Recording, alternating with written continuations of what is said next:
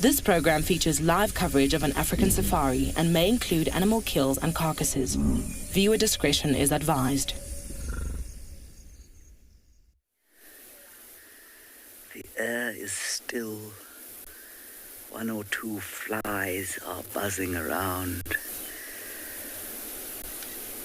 Heat haze shimmers upon every surface. This is your live Cookathon safari.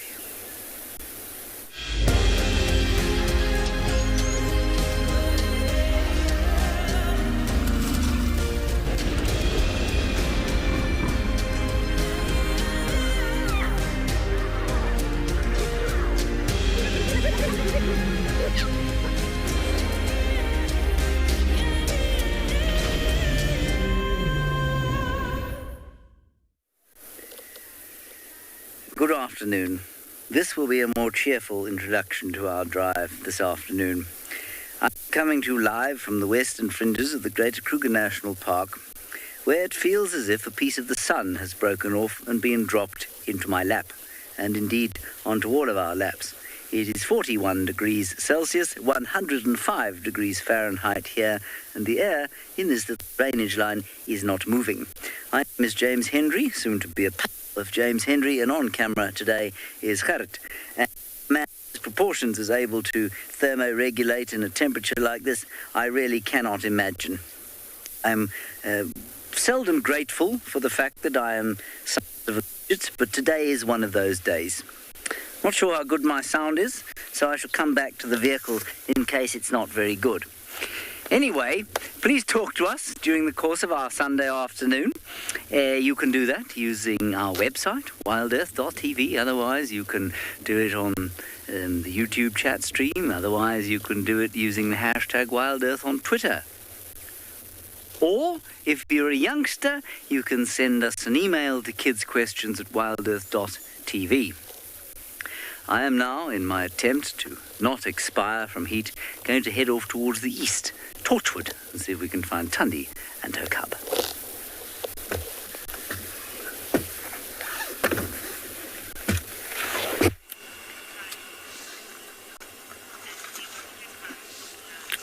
James, we're going to try and do exactly the same thing. We're not moving from the slightly shaded position here in Ndlovu Dam, where we have a few elephants that have enjoyed themselves in the mud this afternoon. This one might be coming right up to the vehicle. Hello, big boy. I see you. My name is TAYLA McCurdy, and on camera with me today is BK, and we are here at Pridelands, which is part of Baluli Game Reserve and the Greater Kruger National Park. Apologies if I seem distracted. Excuse me. Can you just carry on with your pool party that you were having and enjoy yourself? So very typical of young elephant bulls, as I'm sure you've heard all of us guides tell you time and time again, is when they're sort of in this adolescent phase of late teens, early 20s, they want to try and prove a point and intimidate themselves, not intimidate us and everything else around them, whether it's a warthog, an Egyptian goose, a blacksmith lapwing, or us sitting in the vehicle. So that's kind of what he's doing right now. Although not that he's showing any threatening signs to us. He's sort of got his ears relaxed. His trunk is not really twisting and turning in his mouth, which is normally an agitation sign. I think he's kind of worked out that we're not particularly worried about him, nor are we interested in his antics. Let me shuffle away. There we go. Now he's behaving. Now he's starting to eat. So very, very typical young elephant bull behavior. And there are quite a few of them, and if I'm totally honest with you, he's the smallest of the lot, so I bet he has got quite a bit of a complex this afternoon. But it's nice to be live, hey, with my favorite animal. Just munching away on some grass. I am extremely envious of these grey giants because I too would like to be wallowing about. Well, elephants don't really wallow as much, but this one was on his side at one point and he was rolling around like a rhinoceros or a buffalo, so perhaps we'll call it wallowing.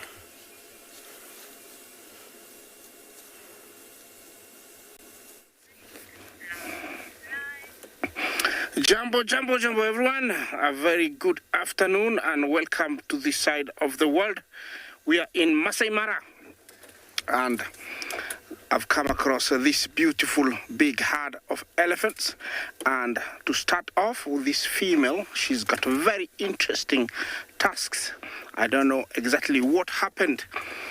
I am Isaac, and it's nice to have you back. On camera is Bungay, and our mission this afternoon, we're looking for elephants and lions. And it's quite cool, not unlike, my friends in Southern Africa that are suffering from the heat. Here, the temperatures are quite pleasant, and our elephants haven't been wallowing. As you can see, they are not muddy, but maybe they had applied some a few days ago when it was hot. They are spread out here in the plains, looking happy and doing exactly what they do. Here we have a big boy amongst everybody else. I won't explain much. If you know, you know. Looks like everybody else has gone down toward, inside that laga. A laga is a word that I think derives from Afrikaans of a wash-off. Bruno, you asked me how old is this guy?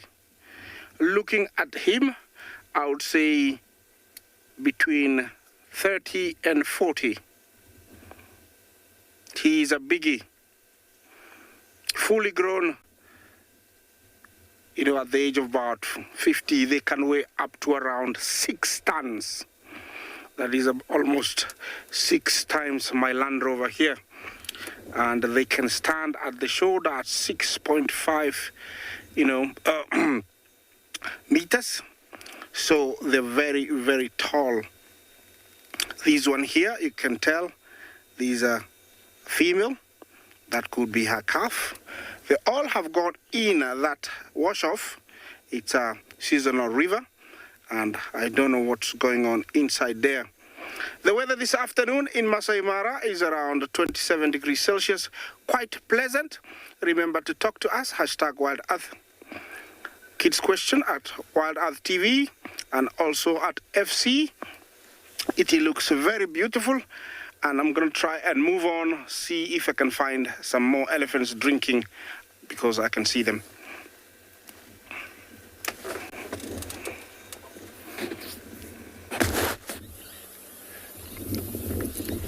Good afternoon, everybody. Welcome to Djuma Private Game Reserve, to your very own live safari from the African wilderness this afternoon, sitting on a temperature of 41 degrees 105 Fahrenheit. So it's quite a rising and beautiful. Not beautiful, we're under an oven, but dogs still doing their best, sitting or lying in this guari bush. My name is Andrew, on camera, Neil. Came to this very beautiful position of wild dogs. Looks like they're all just chilling in this beautiful shed. I haven't actually moved since this morning we're seen in this area. And what a life. Actually, it's on the left-hand side. Looks like they're all scattered all over here. And as you can see, there's a little puddle of water just between them. And some of them are kind of like up, moving around. Looks like they've been in this mud over here.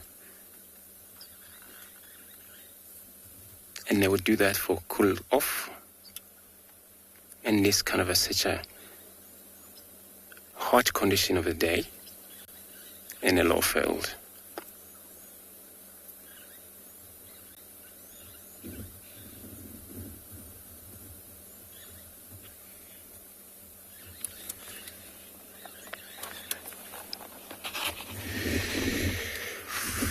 Good afternoon, Bowman. I would assume this is the Pungwe packs. I'm not 100% sure, but I'm here, so I'm going to double check on them. And I know for sure Pungwe packs have been in and out, where we haven't seen them for quite a while for sure. They are moving in and out in this area.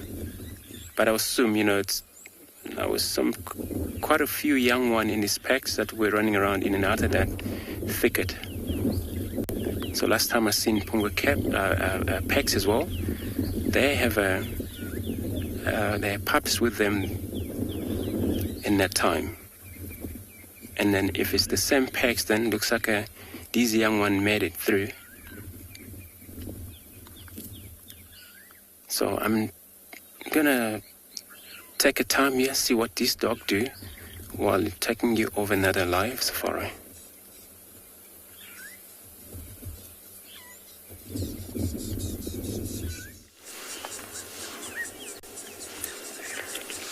Now, I know it looks like we're not looking at anything at the moment, but perhaps the warthog will pop out behind the bushes.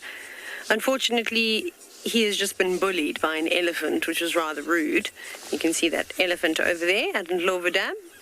He's splashing about. Oh, there goes the warthog, BK. He's back on the dam wall, so I just want to show you him. So, very excited, came trotting down to the water's edge, thinking, oh, just going to have a nice little mud bath today and cool myself off, and there's no one here, it's quite great. And then, of course, Big Bully, the elephant, came through and had to show that he is, in fact, the king of the jungle. Now, the warthog is not very impressed with that. Hopefully, he's just going to run and continue across the dam wall to the other side, where maybe it's a better wallowing spot. He can be in peace. He'll have no one to bother him unless the buffalo come down, because they normally come down from that side. But anyways, there's more than one elephant now that is wallowing. Well, not wallowing. I keep saying wallowing, but they don't wallow like warthogs and buffalo and rhinos wallow. Sometimes they roll around on their sides, but normally they use those long trunks to throw mud over their bodies. Now, Bruno, elephants drink lots of water every single day. I feel like some days I'm a bit of an elephant with the amount of liquid I consume of the water kind. But essentially, on a normal day, they should be drinking anywhere between 100 to 120, or sometimes, it depends on what book you read, 150 litres of water. I, however, have not ever measured how much water elephants drink in one day. And I think it also depends on the location that they're at, because, of course, some areas are hotter than others. So, like a day like today, where it's over 39 degrees Celsius, I reckon these elephants are drinking very much that amount, and they're splashing a lot of water and mud over themselves consistently throughout the day, not just, once off in the morning or once off in the afternoon like we typically can see. So not only drinking water will help cool the elephant down and quench their thirst, but it is vitally important to also spray it on their bodies. Now, I am going to draw your attention away, because the warthog has done exactly what I've said and has gone across the dam wall to the other side. I very much like it when the animals do what I say, and I think all guides can agree, because normally it's the opposite. Look at that. You can almost not see him. So he trotted along the dam wall, straight down the side, and into a perfect little wallowing spot created by all the buffalo that were here yesterday afternoon. And look how much fun he's having. Now, I know he's a he, just because I saw the 2 pairs of warts that he has on his face, and, well, you can always check the nether regions. That's a very good way to check whether they're male or female or not. But he's very nervous. He keeps looking up, looking around. I don't blame him. No, he's just having a bit of a rest. I can't imagine that's cooling, though, because those shallow pools of water that warthog is now wallowing in have been baking in the sun all day long. So for me, that's like getting into a hot bath, a hot, muddy bath. Anyways, whatever floats your boat, warthog, as long as you feel good afterwards. I would much rather be doing what the elephants are about to do. I mean, mud is one way to cool yourself down, but you cover yourself in mud when you can have a swim?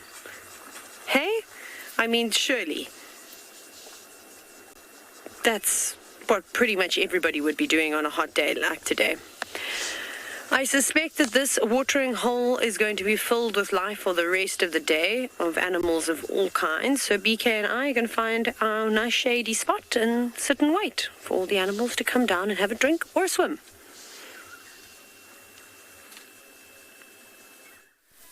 Well, I have to tell you, we're witnessing some unusual behaviour here. Here is a giraffe who is standing in the only piece of available shade nearby, and it is not moving away. It is only about 10 metres from us, and as many of you will know, it's quite difficult to have a sighting this close of a giraffe without them kind of just extending the distance slightly to around about 30 metres. But we've been sat with this giraffe now for 10 minutes, and now only as I've started to talk has it decided that it needs to just increase the distance a bit. But it stubbornly refused to give up its piece of shade as we sat here. I don't blame it. I mean, I'm quite envious of it.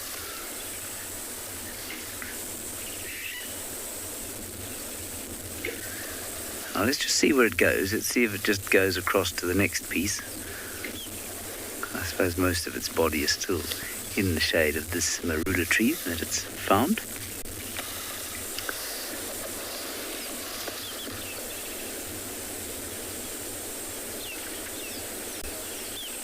Only birds that are calling are the rattling sisticulars.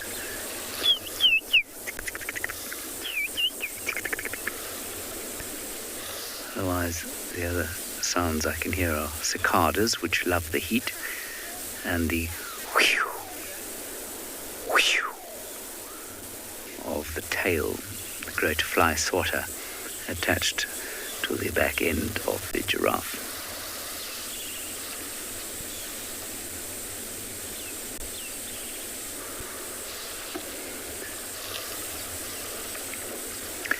The other trouble with a sighting like this is that once we move on, both Gerrit and I will have to shift our places in the car, and the bits of car that are exposed to the sun will unfortunately will probably fry our bottoms.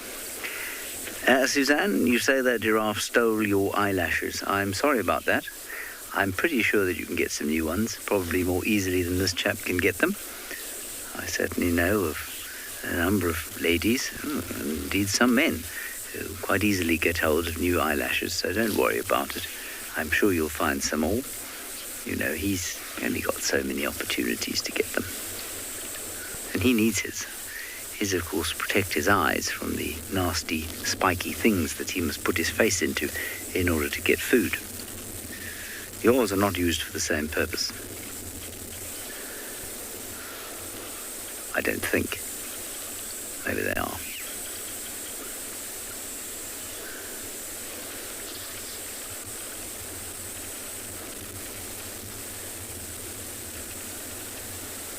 Very pleasant breeze now catching us.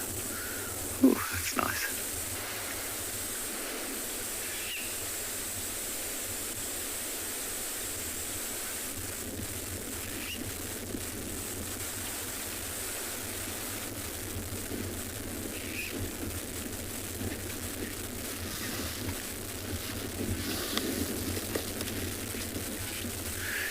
Not all of them, no. As far as I'm aware, there's a suspected sighting of a woodland kingfisher. I haven't seen one yet. They'll be back. Either a few of them are back already, or they'll be back very shortly. Most of the rest are back, except I think some of the seabirds can come in as late as December. Some of them, of course, only come in winter, but, the summer migrants are probably largely back, but there'll be a few stragglers. I haven't seen a steppe eagle yet. I haven't seen a lesser spotted eagle yet, but I'm sure they are around. I just think it's that I haven't seen them. The last ones will probably, there are probably quite a few still to come, actually, now that I think of it. We're only at the very beginning of November, but by the end of this month, they all should be with us.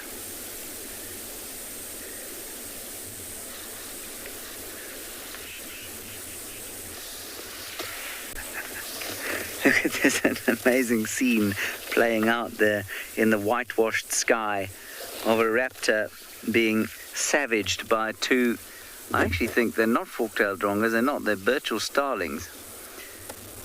And given its long sort of lazy flight, it might be an African harrier hawk, but I can't actually tell.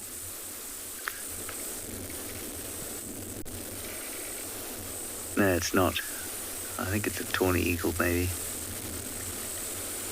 They're insane. I guess it's cooler up there than it is down here.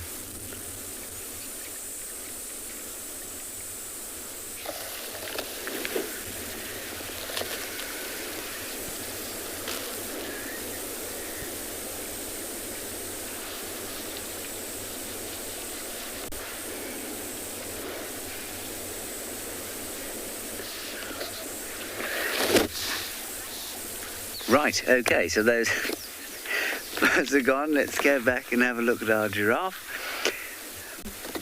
which has not moved. It is lurking there in the shade. We're going to have to move on from here, however, because really I'm now sitting in a pool of moisture that's come off my own person.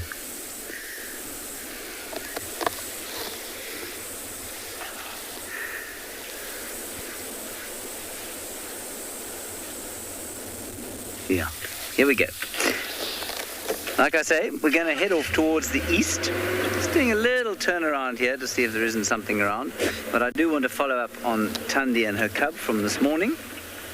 They went into Torchwood. The fact that she'd fetched him from such a long way off makes me think maybe she got lucky and made a kill last night.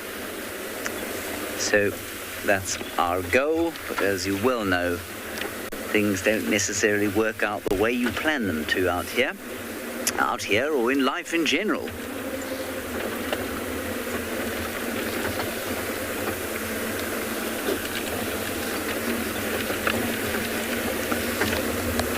So now for the shade we run.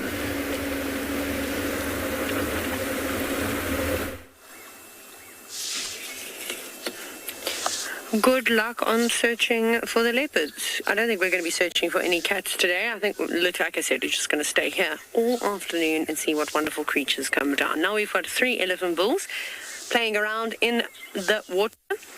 It's honestly quite spectacular how pretty much every single day, almost of every minute, dare I say, here at Ndlovu Dam, right outside the eco-training camp, the elephants come and swim. And I reckon that they would have been in full force at about mid today. But it's just the boys, and they're going to keep on coming through. Now, there was one elephant that was here earlier. I have to tell you a story from about 2 days ago, because we weren't able to share it with you, but it was very funny. What happened was, the elephants obviously like to swim, as we're looking at right now, and you've all seen them pull out branches and throw them around. There's obviously quite a bit of debris in this dam, as there normally is. Then there was one elephant that somehow managed to get a branch that was sort of in the shape of a V stuck around its neck. And he was here earlier. He's got a broken tusk. We've seen him before. He's a young elephant bull. Anyways, he had it wedged around his neck for ages and ages, and he swam with it, and he tried to pull it off, and he couldn't get it off. It was hysterical. Anyways, we saw him the next day, and he'd managed to dislodge the said branch. But I just thought it was so funny that how many tumbles was he doing underneath the water that he made that happen? Anyways, hopefully these boys don't get any vegetation or any branches stuck on them. Although elephants are lucky when it comes to things like that, because they are equipped with those trunks, and they can do all sorts of wonderful things with them. Like these boys now having a pushing and shoving competition, where the one on the left-hand side is trying to shove the other one underneath the water. Ooh, I don't know who's going to win. I suppose this is a bit like an arm wrestling competition, or the equivalent.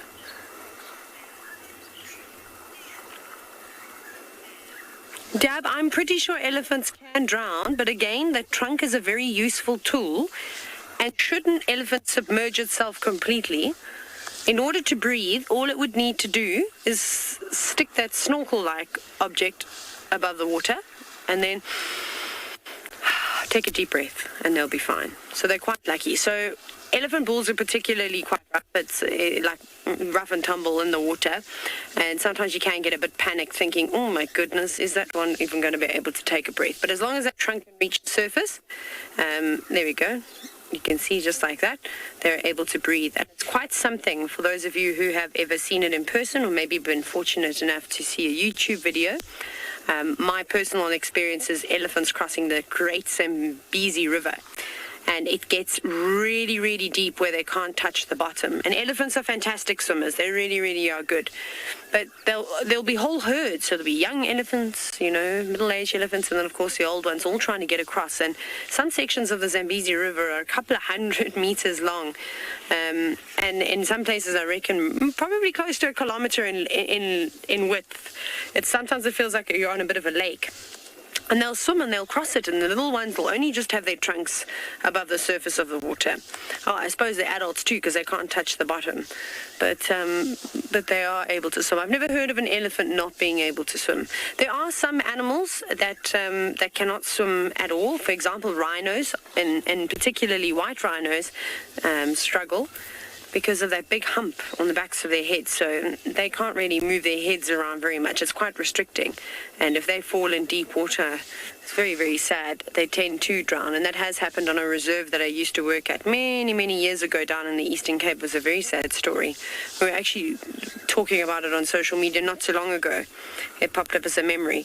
But I've seen buffalo crossing the Mara River. They come down and dive quite deep, and they don't normally keep their heads above the water. But then most of the other animals, even giraffe. I haven't seen giraffe swimming, but of course they've got long enough legs to stand in most of the water, so they do just fine.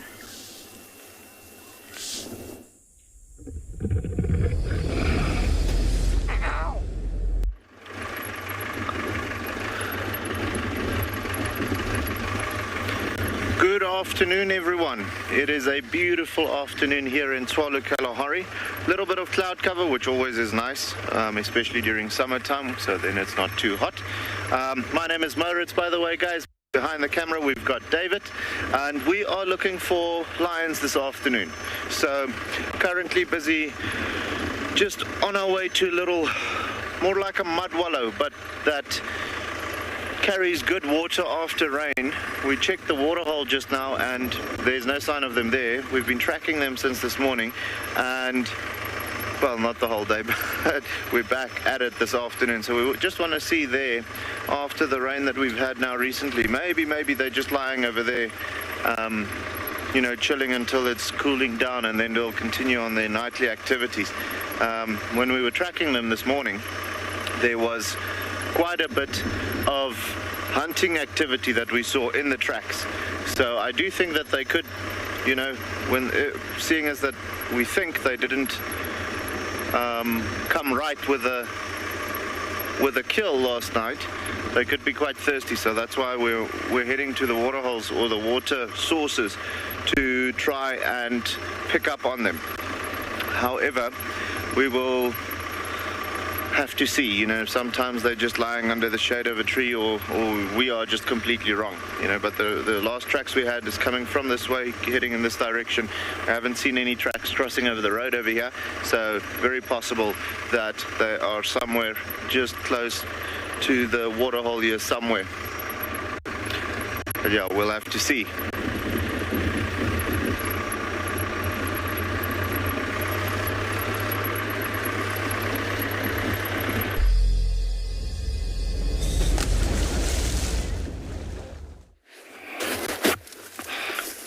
Well, look at this beautiful sight that nature has set for us here. The beautiful landscape found here in the Masai Mara. As you can see, open plains, wooded savanna, the Olololo, serious escarpment, and giraffes. They seem to be migrating from one area to the other. And those ones, the farthest ones, have already arrived, and looks like they are enjoying their newfound shrubs that maybe they haven't eaten for a few weeks or so. And so that's why they're heading there. And we have some more off to the left that are trying to catch up. all these are the Maasai giraffe. It's the only kind of giraffe that we find here. In the local language, it's called Olodo, if you can remember that. And the main advantage that they're using here to walk freely without any worry is their height and good eyesight. They walk, in what we call a tower. The collective noun is a tower of giraffe. And being many like they are here, it's easy to detect any danger, so they're very, very safe. It's a beautiful afternoon to be taking a walk, and they are doing so. Every now and then one will stop, because maybe it's found a new shoot, and they can smell them, also they can see them, and I believe they also can differentiate even by sight. And so they can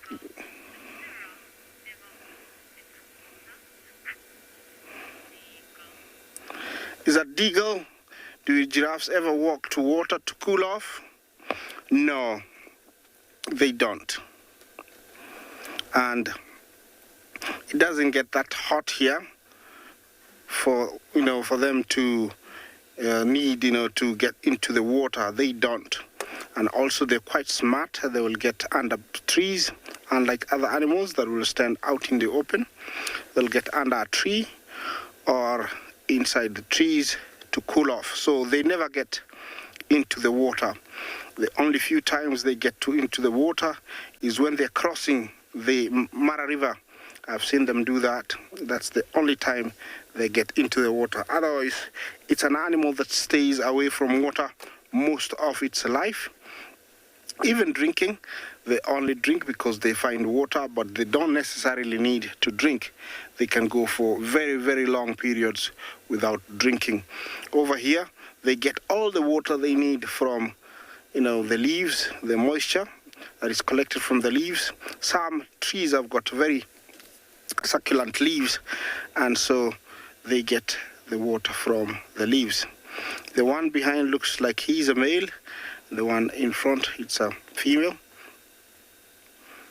Sometimes it's quite obvious when you look clearly. The horns, the belly button, the male has got, tells you it's a male. And they look very healthy. You look at that guy to the left, his coat is almost shining. It tells me that, he's very, very healthy. Very, very healthy. It's a very beautiful afternoon to be taking a walk. I wish I could do that, but it's too dangerous for me. Is that Dab? What is their favorite tree? Good question. I don't think they have a favorite tree, but whatever is available and is in abundance within where they are is what they favor. Over here, it's mainly croton. It's a bush they love, but there is very many. Other areas, you find them being fond of acacias, and we do have very many species of acacia, and so they will eat that, but I believe they don't have. They just eat what they can find, as long as it's got leaves. Remember, they are able to eat even the acacias. The acacias are known to have very nasty thorns, but with their prehensile tongue, they are able to, fold it around the twig and pull off the leaves without taking out the thorn. We have a little bit of rain there, as you can see. Remember, it's our short rain season over here in the Masai Mara and Kenya. We do get this localized rain here and there. It might be raining there, but where I am, it's not raining. It is normal for this time of the year. And it is very much needed to keep everything going, because in January, February, it does get very hot and dry. So this rain is much needed to keep everything going until the long rains, which start end of March. It looks like there's another very big cloud there that's going to fall at the edge of the escarpment. We'll be heading there later. Well, looks like we have lost our giraffes. They have disappeared off somewhere. Look at that. How beautiful is that? Yeah, it's all rain clouds everywhere. Everywhere. Cumulonimbus, the rain clouds. Looks like they've gone quite far. And I think the best thing for me to do is continue on. So we'll see you down the road while I try and get close to them.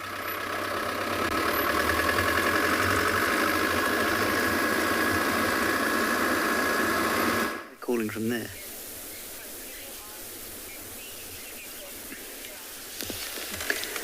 We're just going to do a very brief segment here with the owl, Mrs. Owl.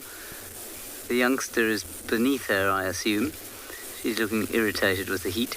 I just wanted to quickly say, there's some debate over the age of these chicks. Lauren's book, which I must say looks pretty comprehensive, reckons 4 to 7 days.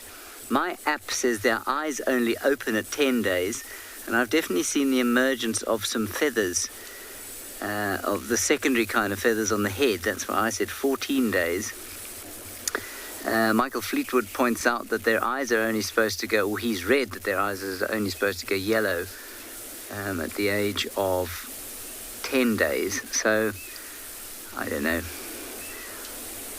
how old it is. I'm going to go with somewhere but around 10 to 14 days. Maybe 10, to be safe. To really just hold the middle ground. But the little one's underneath there.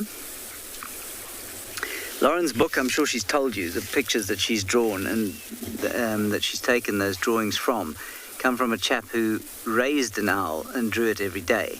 So, I mean, that would seem to be fairly reliable. And my app, although it is hugely reputable scientifically, comes from the wild, most of the records. So, you know, it's difficult to know how accurate you can be in the wild, but I don't know.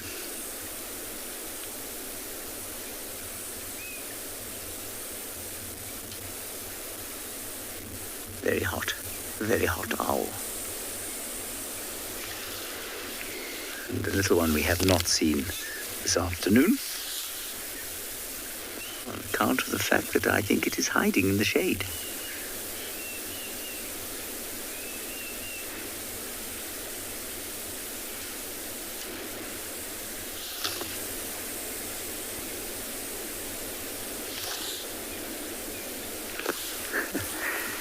Quite something when you can pant and sleep at the same time.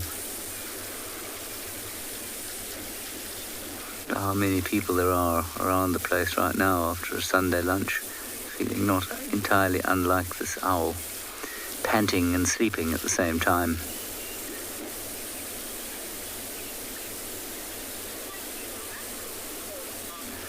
All right, we're going to move on from the owl and carry on with our search.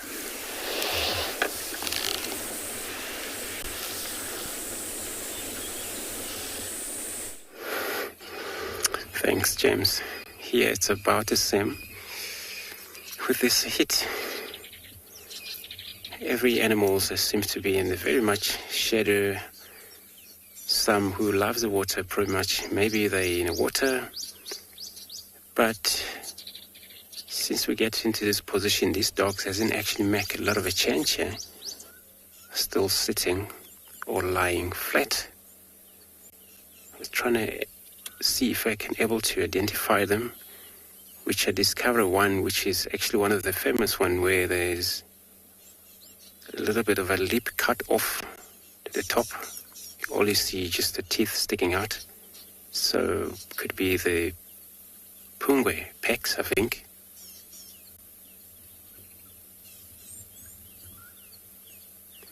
We know for sure they have been disappeared for quite a while. It's so that they have such a massive home range territory where they move around quite a lot and they don't return quite often in the very same area every week.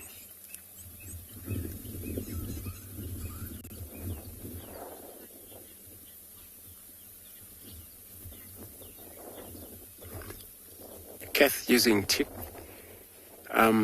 So you want to know whether the difference between hyenas and dogs. And yeah, there is a difference for sure, where, you know, all wild dogs have family or close related. Most foxes, jackals, I think, since they are Canidae, all dogs, Canidae. And with the hyenas, all are separate. They're on their own. It's called Hyenidae, crocata. So, and also breeding-wise is kind of different, where wild dogs are similar close to pretty much dwarf mongoose, where there's a breeding pair among them. In mongoose, it applies the same.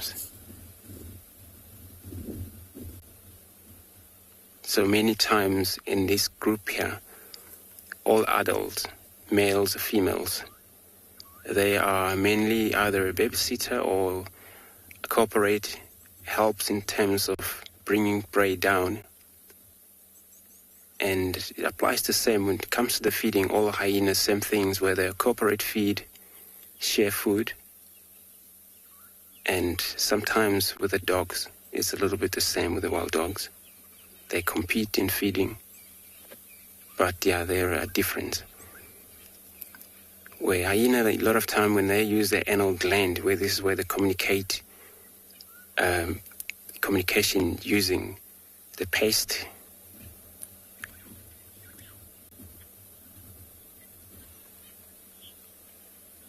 Bruno. And this heat depend. And when I look at them here all panting, looks like I don't think they're totally hungry. They might actually eaten something smaller all this morning or before they've been seen in this area. But if anything surprised them, they would definitely going to chase it down. But I mean, it's quite far hot for any of animals to get to move, visit this little pond where they're at right now. So yeah, if there's anything, surprise them here. But they won't just going to go start a hunt now until it's cool off. But only when they get surprised by any approach, by the prey species. And of course, they will definitely going to be very much interested in chasing it down. A wild dog, they're very successful animals, a member of packs over here. And they all run prey down non-stop, sometimes 3.5 kilometers. Many times when they get reach of that prey species, you know, it's already tired. Maybe it's that they don't feel, where the prey species don't feel much pain when they're dying, or probably the choke take place already with that kind of like range of a long distance runner. They don't give up this animal for sure. And that's what makes them successful hunter.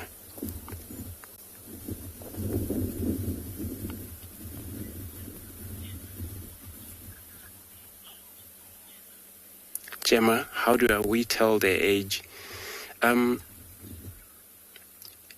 Sometimes quite easy with animals in the wild, especially we know this dog for sure. They came in and out. And most of them here, they're all fully grown. When we're talking about full growing in them, only live up to 10 in a wild, 10 years, sometimes 15 if they're successful, survive. But all the puppies, quite easy to tell. Sometimes you can describe their age by looking at their size. And yeah, they are, sometimes when they're younger, very fluffy or small in size.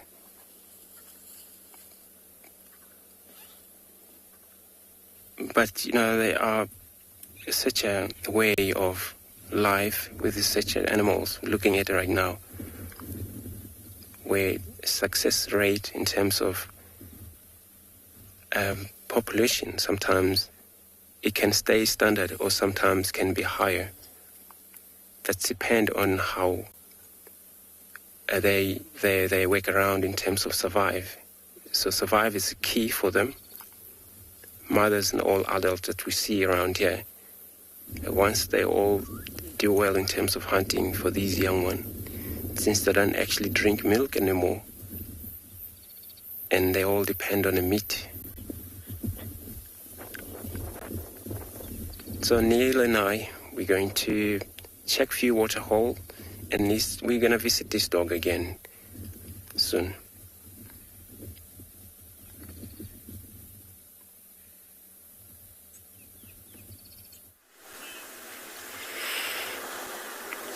Andrew, I think that's the best possible idea in heat like this, is just to sit and wait. And, well, we're sitting and waiting. That elephant is not sitting and waiting for anything. He's now mounted his friend. But this is very typical dominance display behavior amongst most animals, but elephants do particularly well. They'll jump on top of one another like that and show each other. Sorry? What a surprise. Sorry about that. There are some warthogs as well. So for those of you that know, I know you haven't seen me for quite some time, there is a one warthog. There is a one warthog. This is how great my English is today. There is one warthog that I'm quite fond of. They're just down there on the other side. If you zoom in where the elephants are, they're in the mud. They're very camouflaged right now. To the right a little bit. More to the right. There's a warthog. Now we're looking for one warthog that is missing an ear, and that is a female, and her name is Linda. I've dubbed her Linda anyways. And I have not seen her quite some time, which is, I'm actually distraught about this. I'm very upset. That one has got 2 ears. Can we have a look at the other one more time? Was it? No, also 2 ears. I don't know where she's gone. The last time I saw her, she had a belly that was quite round, and I'm hoping that she's maybe had her piglets somewhere, and that's why we haven't seen her, and she's just trying to hide away. Because if she's been eaten, listen, the leopards and the lions and the hyenas, they're going to hear it from me, because that was like my favorite warthog to watch. And I was banking on getting good little warthog piglet sightings from her this year, but perhaps that's not going to be the case. But they haven't moved. And I reckon that more warthogs are going to come on in.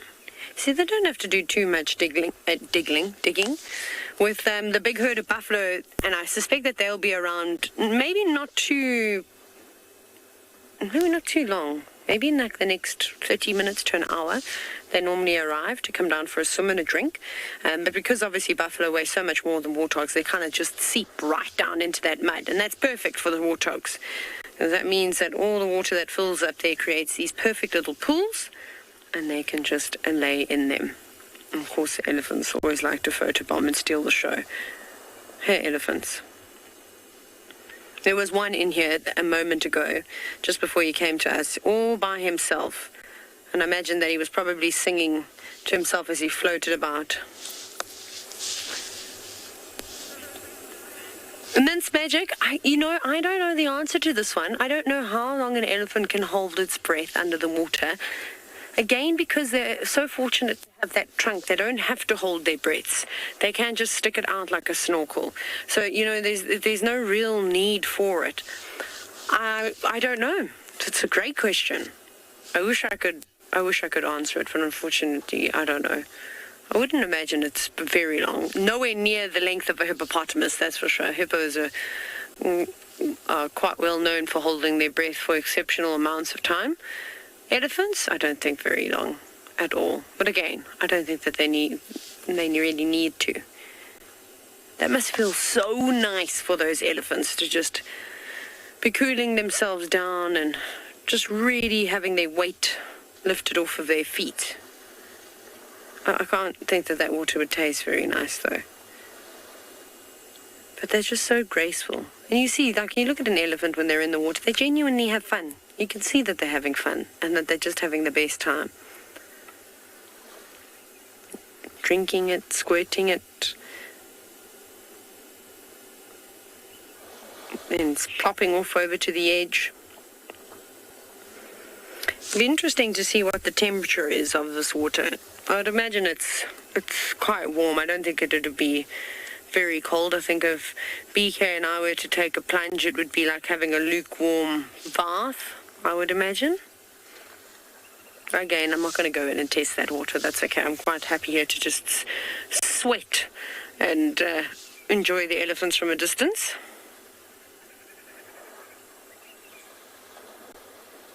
quite nice to also just listen to them, but I'm not sure if you can hear them splashing about as well as I can.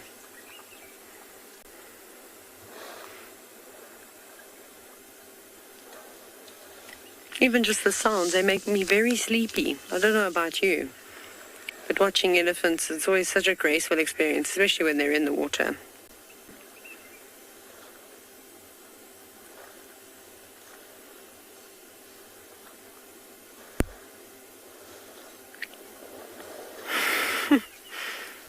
Oh, I was going to say, I don't know which end that was coming from, but I see there's a sneaky trunk.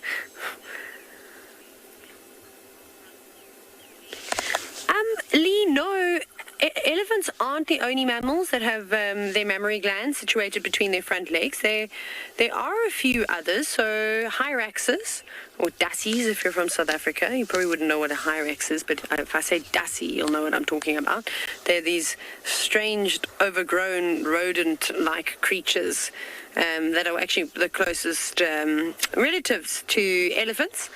And then you look at the primate species too, they also have their mammary glands situated between their front legs. So there's a few. So it isn't just the elephants, but it definitely is a unique feature of these large mammals.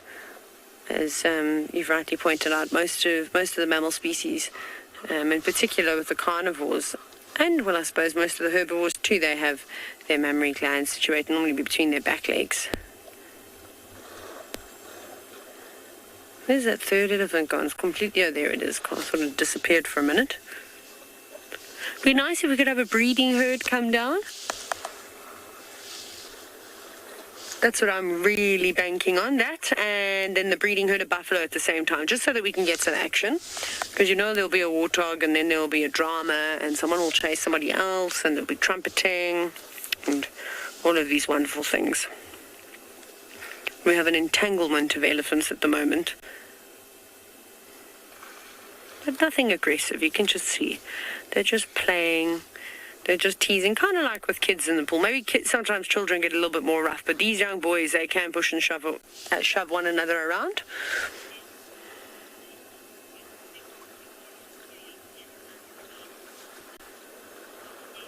CK, you would think that these elephants would be riddled with the bacterias and viruses and getting quite sick from this water. They are definitely riddled with parasites. There's no doubt about that. But because these elephants are so used to this kind of water, this is what they drink on a daily basis. They don't get the luxury of having purified waters that we can either go and buy from the store or do it ourselves, whatever the case may be. Bacteria, and to quite a large degree, is quite normal for most of the animal species to have in their gut. Now, I always joke and say if I were to go and take a glass and scoop up a cup of that water and drink it, oh my goodness, that would be me done for about a week, I reckon. I'd probably end up in hospital. I'd be so sick from drinking this putrid water. But they've got a much stronger immune system. Their digestive systems are completely different and are designed to be able to take this, all these bacteria and things that will be in the water. There's also lots of medicinal plants out here, as I'm sure you all know. And animals are very, very, very clever animals. When they do feel ill, you'll see them, especially like with elephants. It's quite funny. You'll watch them sort of picking up certain little herbs and little forbs and feeding on various trees. And there are quite a few tree species out here in particular that have got very good sort of properties to cure any stomach ailments. For example, the one I can think of that just jumps to mind is the sickle bush. Sickle bush is an amazing tree out here, although a bush encroacher, one that we're not necessarily very fond of because it takes over entire areas. It does occur naturally here, but like elephants will eat it, and if they do have a bit of an upset stomach, that will help treat it. Even a guarri bush is known to have those sort of properties of helping cure diarrhea. So yeah, I'm pretty sure that they know, whether they were taught by other members in the herd or maybe they've just learned by, through experience, that they can eat certain plants that will help them treat those ailments. We must never underestimate the intelligence of animals, especially something like an elephant. Really, it's quite phenomenal how clever these creatures really, really are.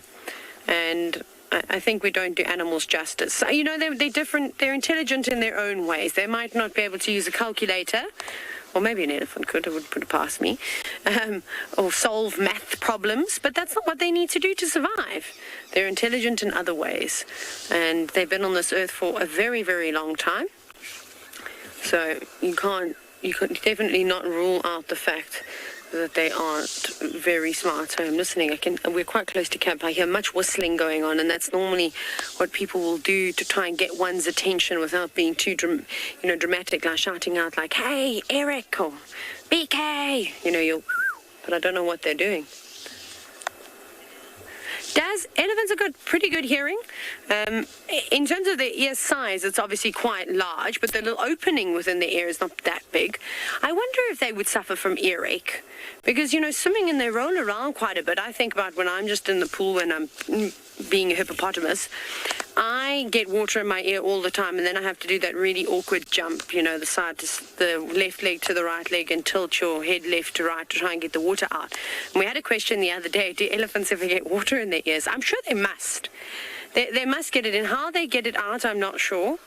But with all that splashing about, I don't think that they can close their ears completely flat, that it stops water from getting in.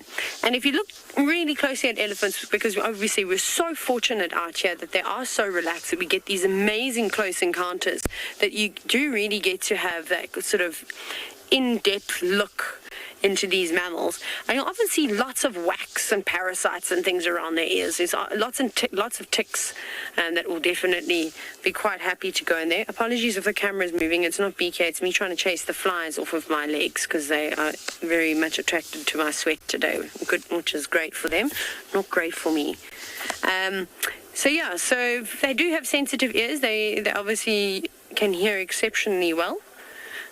BK, I've drawn your attention away to this leadwood. I'm so sorry. You see this one? There's a green wood hoopoo. Not this one closest to us. Can you see it dangling upside down? Yes, you got it. I just saw very quickly something dangling there. That is a green wood hoopoo, which is quite cool. Now, is it just trying to feed in between that crevice, or we've gone from mammals to birds? But I'm normally quite good at getting distracted and seeing strange things. So these birds are fantastic, especially when they're out in the beautiful light. Most of you will know they've got the lovely iridescence, and they shine these iridescent sort of greeny colors. They kind of look blue, but they've also got that notorious bright orange beak, which is great to be able to stick in little crevices. Now, I reckon they're probably looking for little boring beetles that will be around, maybe even any little... not so many scorpions between the bark. Leadwood bark, actually, I don't know why I said scorpions. Leadwood bark doesn't peel back as nicely as some of the other tree bark. But there will be lots of little insects around at the moment. We're being plagued by them at the moment at dinner. So come on, little bird. I say little, it's not quite big. It's probably longer than the length of a ruler, from beak to tail. There we go, you got something. You can see that. Look at that. It's like a pair of tweezers, just getting in all the little cracks and all the crevices.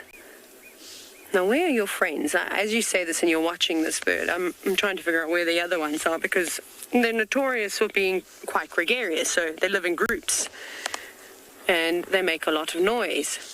But I can't see any of the others. They must be nearby. But also look at that interesting foot structure, hey? That zygodactylus foot structure. This is great for clinging onto things, so... Quite a few species of birds, woodpeckers, of course the wood hoopoos, oxpeckers, just to name a few, have got this type of foot structure, and it allows them to cling on quite nicely and hop about wherever they want. There was also a starling that you saw. That's not the same bird. Oh, there we go. There's his friend. There's another one just in shot on the right-hand side, just foraging down a bit lower. Now that I've said that, there are quite a few of them that are all popping out, feeding on various heights of this leadwood tree. Must be something in there that they're enjoying. But also beaks agape, extremely hot, trying to cool down. Valford, yes. Beaks of birds are particularly fascinating, and they all have a specific role. And like I said, this beak is really cool. It's like a little pair of tweezers that they use to squeeze in between all the cracks and crevices, So not the same type of a beak that an oriole has or a kingfisher has. They've obviously all got very unique roles that will determine what types of food they eat. And this is something that you learn as you start birding and as you start to get a bit more experience, is that you can tell a lot by a bird's foot structure, well, a lot about a bird just by looking at its foot structure and just by looking at its beak. So those are things that if you are keen on ornithology, that I'd highly recommend you start reading about.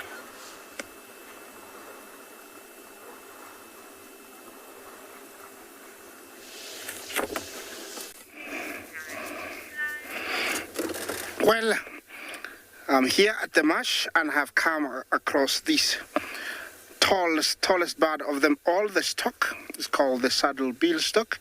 And these two looks like they're sub-adults, which means they're getting their full adult plumage. This is a bird that is found from Sudan, Ethiopia, all the way to southern Africa. And it's one of the most colorful of the brightest bird of them all. Of course, not this one here. It's still getting its adult plumage, and so it is still doesn't have all the colors. Normally it's got yellow, red, white. So beautiful. It is the tallest stock of them all, can stand up to around 4 or 5 feet tall.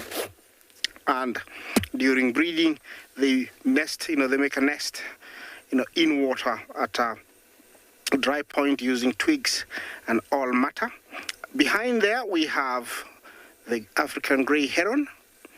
It's another bird that loves water, very close to water. It's got very long legs, very much like the stock, and this, the legs do help them get into the water so they can hunt for fish. And here we have the great white egret. It's another bird that loves the water. It's got long legs, capable of wading through the water in search of small crustaceans, fishes, reptiles, and also insects. See how it moves its head? That is a hunting maneuver it's doing, usually pinpointing exactly where it has seen something, then using its beak, it can stab or grab it at lightning speed. Over there also, I have a beautiful small herd of elephant, very deep in the marsh, enjoying the sedge grass, which is in plenty over there, very soft. And as you can see all around, we're surrounded by elephants dotted here and there. This is their refuge in the really heat of the day.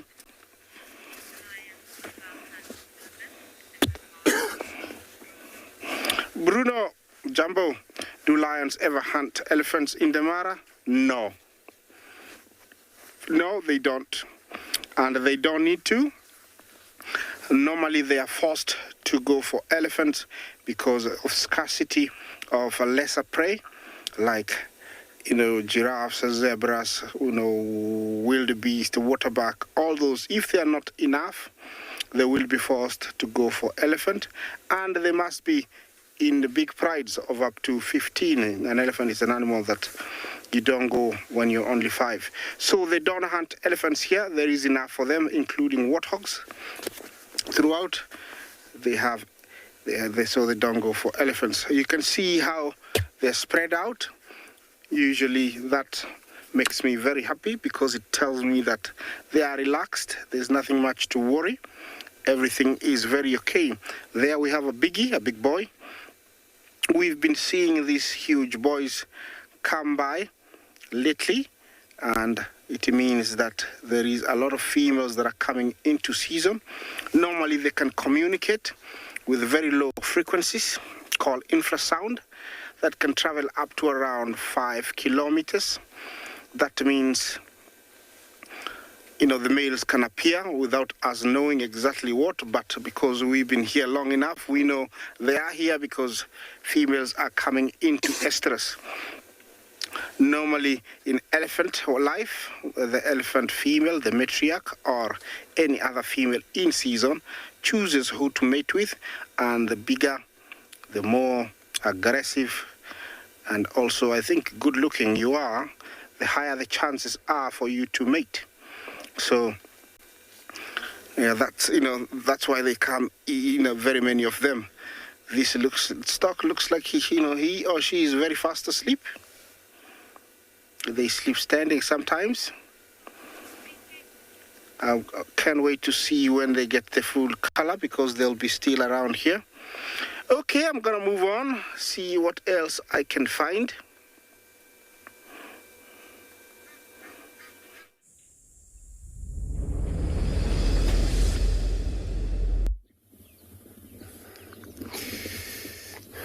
Right, so we came to Treehouse Dam. We have left our packs of dogs still lying in that shed, which they don't look like they're going to move soon, but we're going to return back there. And then once it's a little bit cool off, what you see here, it's all a group of male impalas that arrive into this dam. It's all about this thirst to everybody. This time of the day, it's very important to stick around in near water. Yes, oxpecker arrive at the same time.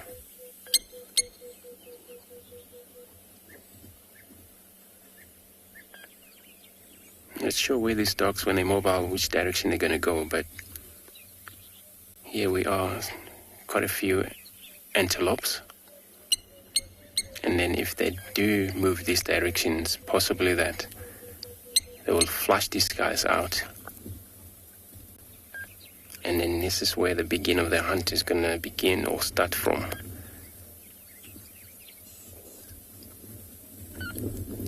Impalas, they drink quite often, a couple of times a day. It is a very important time for them to be able to arrive in here and first check for safety.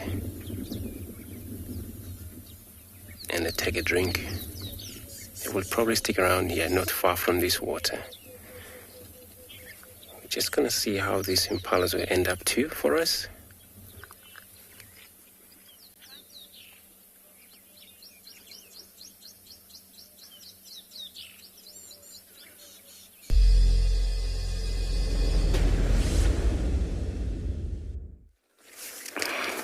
Well, I've decided not to go very far, because I've come across this beautiful family of gray-crested cranes. We have been seeing them for the last 3 months, and the little chicks have made lots of progress. They almost have the adult plumage now. They can fly. They're the two last ones to the left. Their crest is not well pronounced like the adult, as you can see. This is the national bird of Uganda. Yeah, look at that. How beautiful is that? Very colorful, very beautiful. And they love, marshy areas close to water, feeding on little insects, small reptiles, and plenty of plant matter, from grass to fruit they will feed on. And the pair for life, they live very long, about 22 years in the wild, so I would say in captivity they live much longer. And unlike other birds that their chicks remain in the nest for very long, as soon as they hatch, their chicks usually follow them, their precocial eggs. Unlike the stock I was showing you earlier, the chicks stay in the nest for a little bit. They stay home, and the mom and dad brings food for them, whereas these ones, they follow around. Mostly they will spend most of their time on the ground, feeding and foraging, but in case they are threatened, they will take off for safety reasons. When they're young, they're not very experienced, so you find that the parents are always the ones that are on the lookout. You'll see them feeding, and every now and then they'll stretch their necks up high above the grass, and they can see if there is any danger approaching. One amazing thing about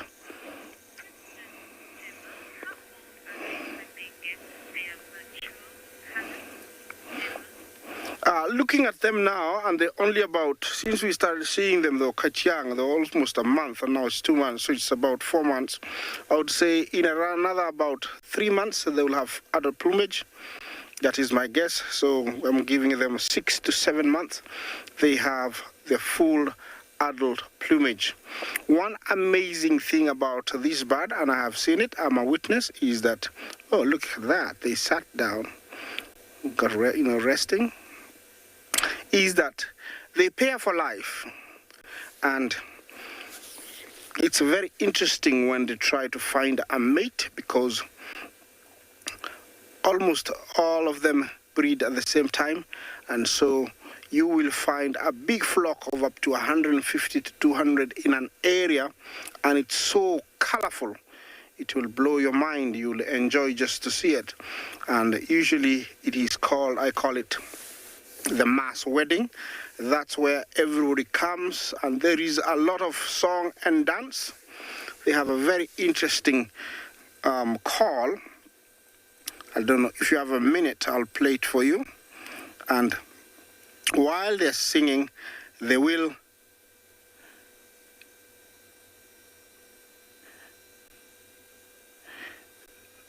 actually do a mating dance that,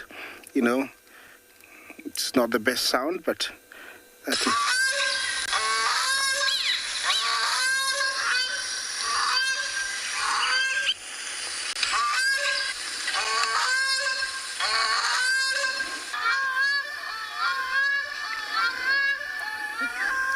That is the sound they make, and while they do that,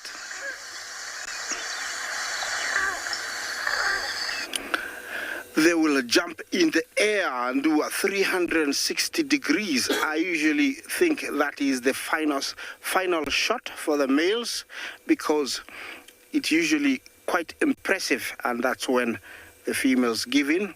It is amazing because towards the end, they just fly off in pairs, and that's how they find.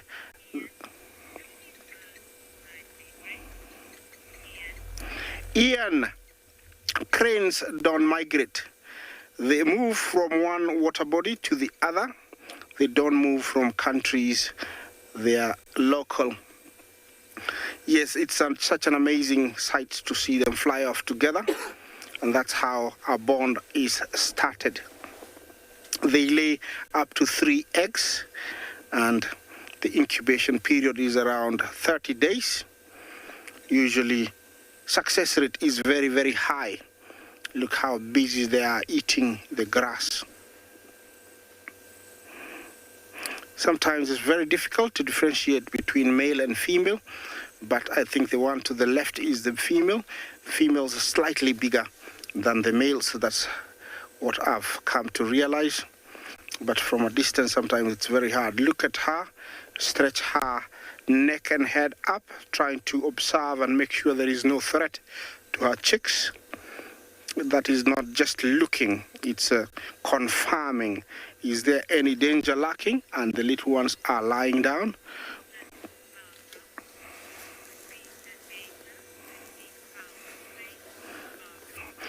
Barbara, Jumbo, what could be danger to these cranes? Biggest threat would come from, pythons. Place like this, there would be pythons. If they come across these chicks, they'll actually strangle them. Also, big birds of prey.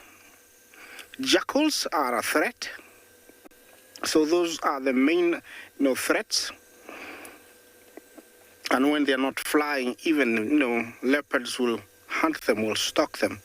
That female to the right has really stood there, and she is confirming something. That is just not normal, and she is not just relaxing the neck or feeling the neck. That is definitely trying to confirm something she saw, because the little ones are lying down there, oblivious of how many dangers, lurk around these marshes. Looks like the other parent has gone back to just give them confidence to continue resting. This is A beautiful sight, guys. As you can see also, I have elephant. I haven't ignored him. And he looks like a female. She looks a female with a young to the left. And this area's got plenty of grass, and that's what they're enjoying over here. Spreading out like that for me always makes me happy, because it means they are happy, they are relaxed. Otherwise, if you go to other areas, I won't name any, but the elephants, when they hear human, they group up, they cram up together for safety reasons, and then they start trumpeting, moving fast. Those are the behaviors they portray in certain areas. Over here, you can tell that they're very, very relaxed, which is super cool. Lots of herons, lots of hornbill flying around. Tells me that the ecosystem here is very rich and healthy, full of things to feed on for all these birds. I'm gonna continue on further up, see what else we can find for you. But this is an area that looks very empty sometimes, but I can go, and right behind a bush there could be something, so I'm expecting to see something. And yeah, as I continue, let's take you to another live location.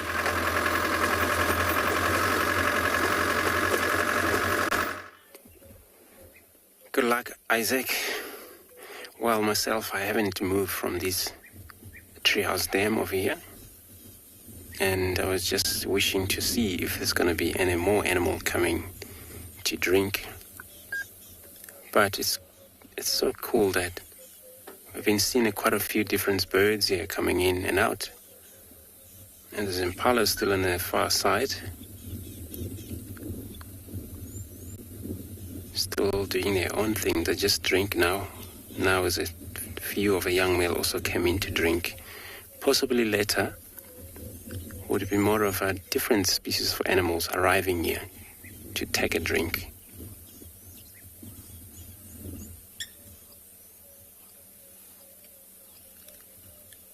Well, the impalas there. Oh, here's our blacksmith, Blover. I think it's the mother of these two young ones we often see around here.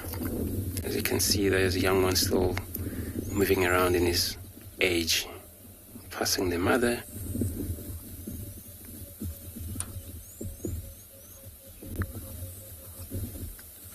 Cute little things. This is how it's doing its search from this age, able to move around.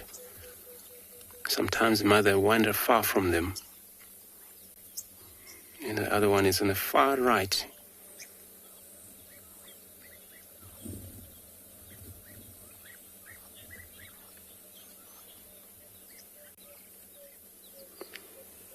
Chris, I think I had there well your name. So yeah, there is a fish in this water hole here. Could be it's called catfish or bubble catfish, which is one of the, very dark fish. And they have these kind of like long whiskers and their mouth, enormous mouth. And yeah, this is type of the fish we'll find in this very water hole. Look at this well camouflage. Young baby, black lapwing, or Smith lapwings. Like I said, they separate apart, mother in the middle, but allow this young one to wander around the edge of the water, search for their own food. This is how they actually exercising their strategies of survive.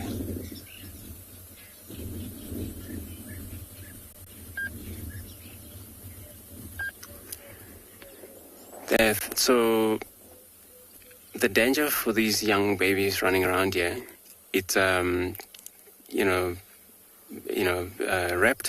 reptiles, which is bird from the air, mainly would take them down, because they actually cannot fly right now, but they can actually able to go down in a floor flat, since the color of ground right now. So this is a color of defensive mechanism they got there before they come to the age colorations.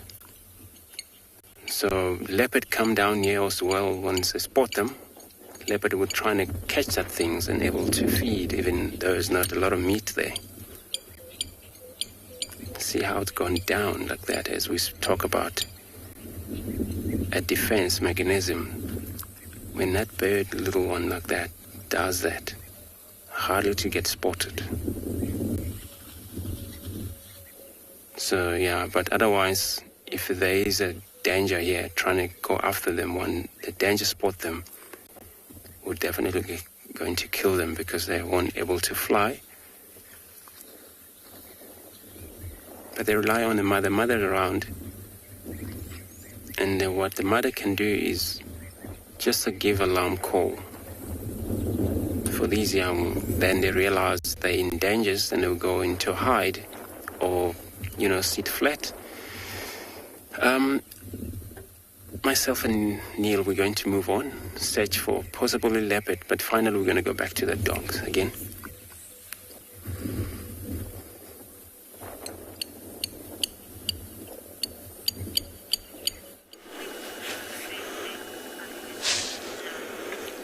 I don't think we'll be having too many alarm calls from our side. We're just with an elephant who's now walking away. But I did hear that there was a breeding herd of buffalo on their way to the dam. So they're also going to do what I said they're going to do. Although buffalo are quite predictable. Every day they come and drink down here. Some wonderful safari goers, all dressed beautifully in crisp white clothing, reflecting the heat. I wish I was wearing that. I'm not. I'm wearing dark colors so that I can stay as hot as I possibly can, because, that's what you want to do. You want to toughen up here in Africa. But all the other bulls have dispersed now. They've left the water. And this fella looks like he's going to do the same. But I don't think it'll be too long before the next animal makes its way down. Oh, I forgot to tell you, just while we're watching this elephant walk across the muddy surfaces, we found the Ngati pride after I don't even know how long, a month of searching for them. It's a pride of lions, and we found them yesterday morning. We tracked them, and we found the little cubs, so that was cool. And we also saw them this morning. They are so tiny. There is at least 7, and then a friend of mine said that he saw 2 even tinier ones, so there's 9 little cubs in the Ngati pride, ranging between 6 months and about 3 months, and a bit less than that too. So that's quite cool. Hopefully they'll move into an area we'll be able to show them to you. It always amazes me how the elephants are able to walk across these narrow substrates on this dam wall. Is very, very narrow. When I go up there, I even get a little bit nervous. I'm just joking. I'm being a drama queen, but I am a drama queen, so What were you going to do there, elephant? Are you looking for something to eat? Just march along, just showing how regal he is.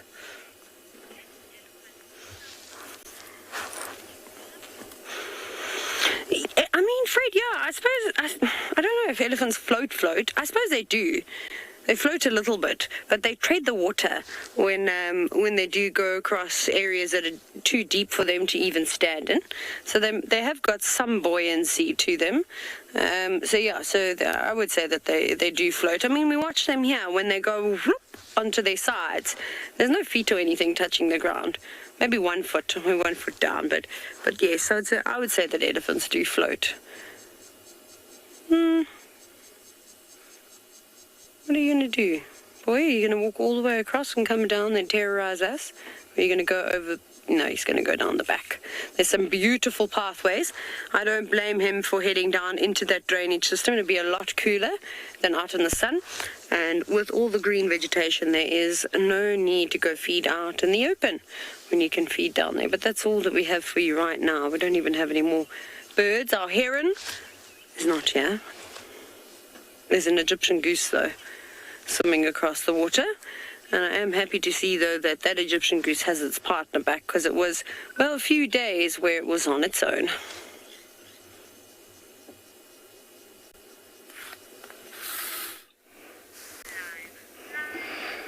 All right. I have the meat manager here. Spotted hyena, I call them the meat managers because they don't play with food. This one looks like a very big female, I think she comes from the Olololo clan. She seems to be on a mission to go somewhere. I don't know where.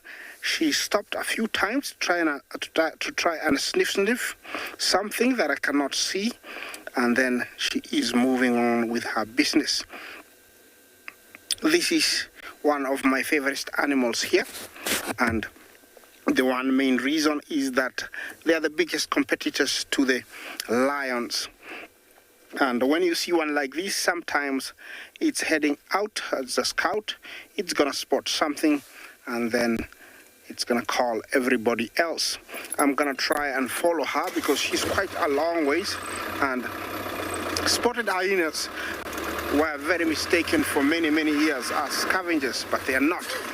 These animals are very efficient hunters because they will hunt as a clan. They will gang up, chase something, and they can keep going and going and going. They will chase something until it stops, try to fight back, and then they kill it very ruthlessly, and that's the only way they know. And that's why, actually one thing I like about them, they can never go starving. So they are not actually scavengers, but they are very efficient hunters. I'm sorry, we'll only see her backside as she goes off. I hope she will turn, and we can see Rosaline. Jumbo, how often do they hunt? Almost every other day they will hunt. About, I would say, every other day, like a lone one like this will want to hunt. Here! Is he gonna stop? I thought he's gonna stop. Here! Not interested in my call. Here! Here! Here! Yeah, I stopped a little bit. Maybe I don't sound like a hyena really. Yeah, but those are excitement calls. When you hear them, when you see them eating, they tickle me. They laugh. The excitement. One animal that has got a very thick skin, if you see them fighting or being beaten by lions, you sometimes think, they're gonna rip their skin off. But I believe, I've never touched the skin, but I think it's very, very thick because a lion would scratch it and sometimes bite it, but they don't get injuries. So it tells me they have very thick skin around the neck. Walking like this is part of hunting. When it spots something, oh, she has lied down. I hope she stays there for me. Okay, I think this is perfect. I won't disturb her. She's just there by the road. She's just, I think, heard my call. She's decided to lie on the road. She's got all the right to do that. It's moving on. Well, I don't think she understood that I really wanted her to stay there, but she's going on. Okay, enjoy my lone hyena walk away, and then I'm gonna walk away also, or drive away.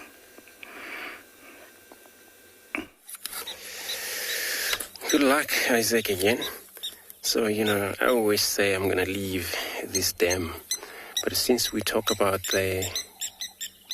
these birds, young birds here, what happened when they in danger come in. So all of a sudden see that bird of prey arrive here. And what now you're hearing around us is these parents of this baby lapwing calling out, and the whole baby went to hide because the danger's right there. See, I was like a bombing on that bird that was trying to get that bird of prey away. It's probably going to get away soon.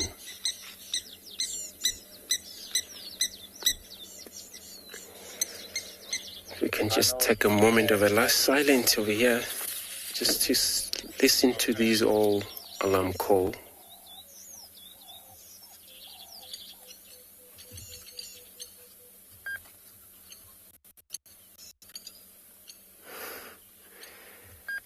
Sorry everyone, it's gone. I think this bird managed to push that danger out of the way, which is it's actually a very important job for the parents just to make sure there is no danger come down near their babies around here. See there, one of the parents arrived back just to make sure it's everyone okay.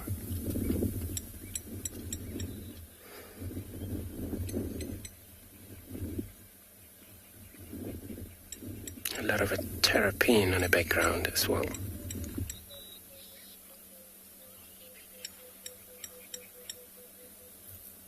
Oh yes, look at the babies right there. These terrapin, they're actually carnivores, but I don't think they will attack that young one unless if it actually walk right close to the water or inside the water, which I don't think. It's wandering around in the edge.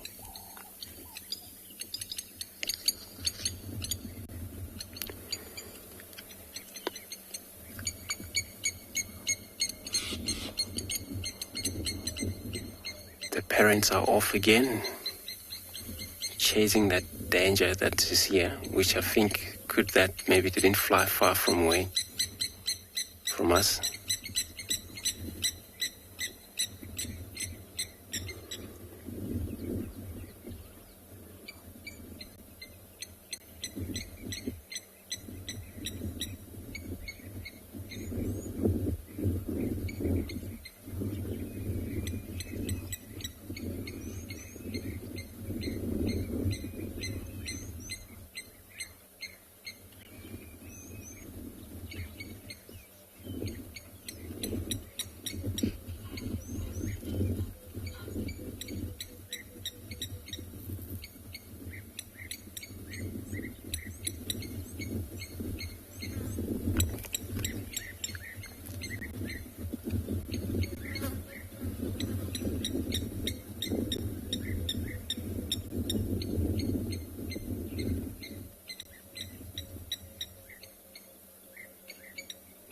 Yes, the young one still there, hiding in that little dry wood.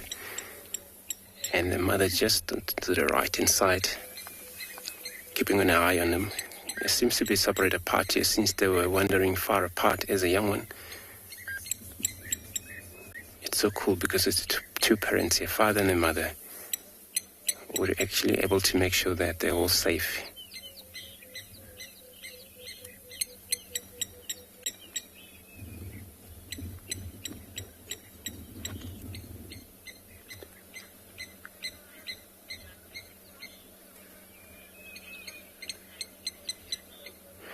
Magic joggers.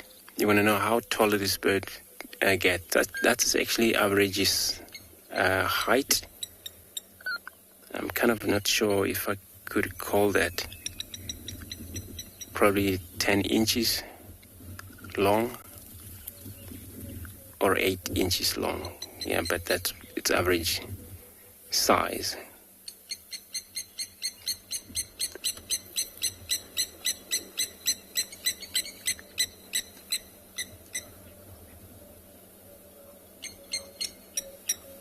How this young one also still recognize the parents' alarm, so that it's still danger around here.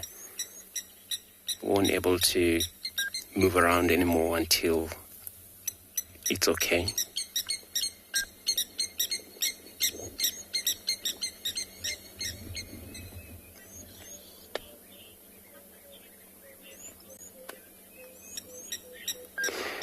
DG.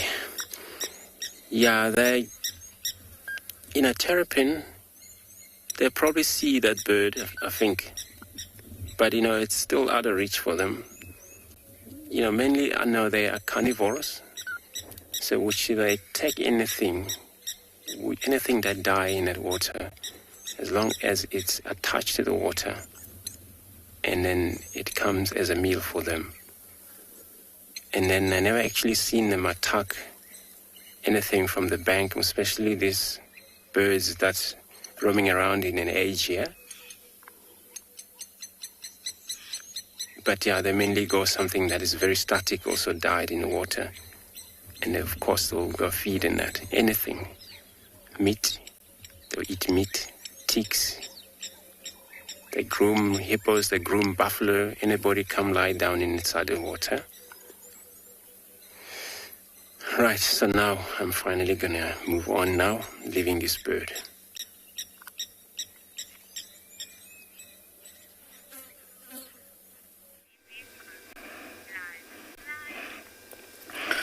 Nice.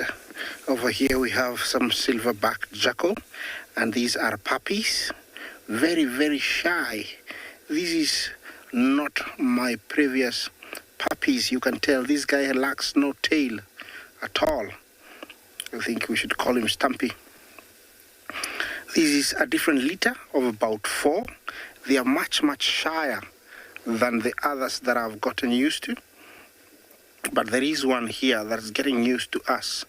He's not as shy as the others. They're almost, I would say, 3 months. They're getting that adult plumage. It has been a baby boom the last 2 months from lion, jackals, elephants, giraffes. We've had a baby boom. There were 4, and now I see 3. Maybe one is still somewhere. Normally they will have a few dens that they can scurry to in case of threat. Jackals pair for life. They feed on insects. Also they do scavenge and feed on meat also, and also they eat berries. They do eat that and small fruits. Very different, unlike any other carnivore. And they are also have been very mistaken to be scavengers only, but they are not. Oh, there comes the other one. So now they're all 4. Yeah, this is a different litter, not the one that I've been showing you before. The one that we lost 1. This one, they're 4. And actually, I love this. They're getting used to us. The guy with with no tail is still very unsure of us. Look at the look he's giving us. I cannot blame him. Maybe how he lost that tail was very rough. And so he's making sure that we are friendly. Those big ears can hear me, can hear any slightest movement in the long grass. This is a very small, carnivore, but they can run and can dart and dodge any big predator. I've seen a cheetah try to get one, but they outmaneuvered the cheetah by darting and dodging.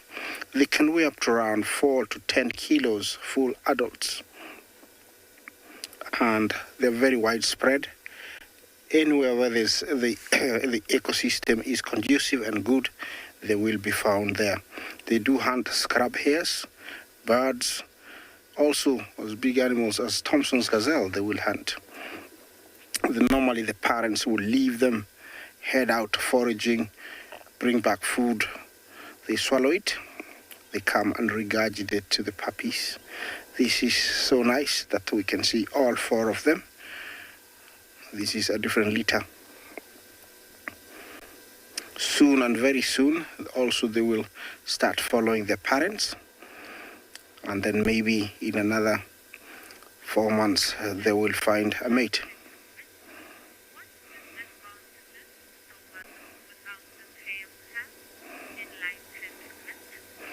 Enlightenment, what are the disadvantages of the one without tail?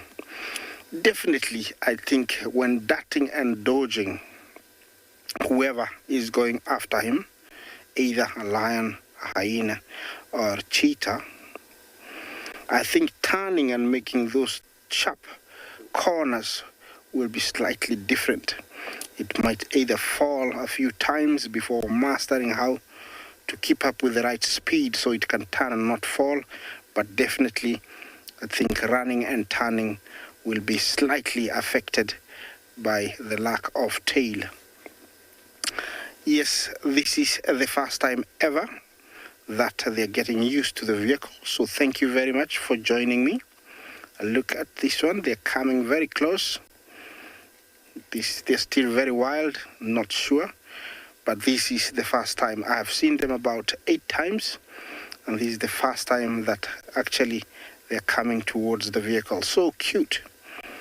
I cannot be able to tell you the exact gender. Oh, I'm gonna throw up. Got a bad tummy. Swallowed something bad. Yeah, when they want to throw up, that's the kind of look they give or behavior they behave. Or maybe it wants to regurgitate a hairball. Definitely wants to get rid of something.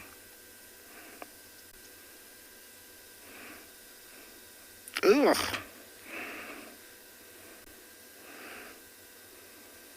Definitely something came out. It wasn't a solid, it was a runny, a liquidish. So definitely it feels better now. Look at how close he is.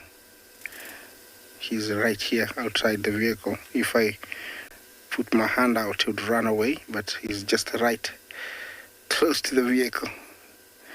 And the others are not very far off. This is what happens with wildlife. When you give them enough of your time, they can really show you a side that will amaze you.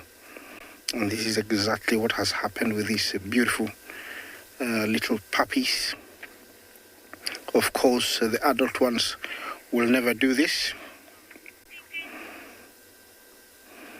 Yes, this tailless guy, Stumpy, is still very unsure. And I'm sure he's asking himself many questions about his sisters and brothers coming towards the vehicle. Well, I'll leave you with that beautiful sight, and let's take you to another live location.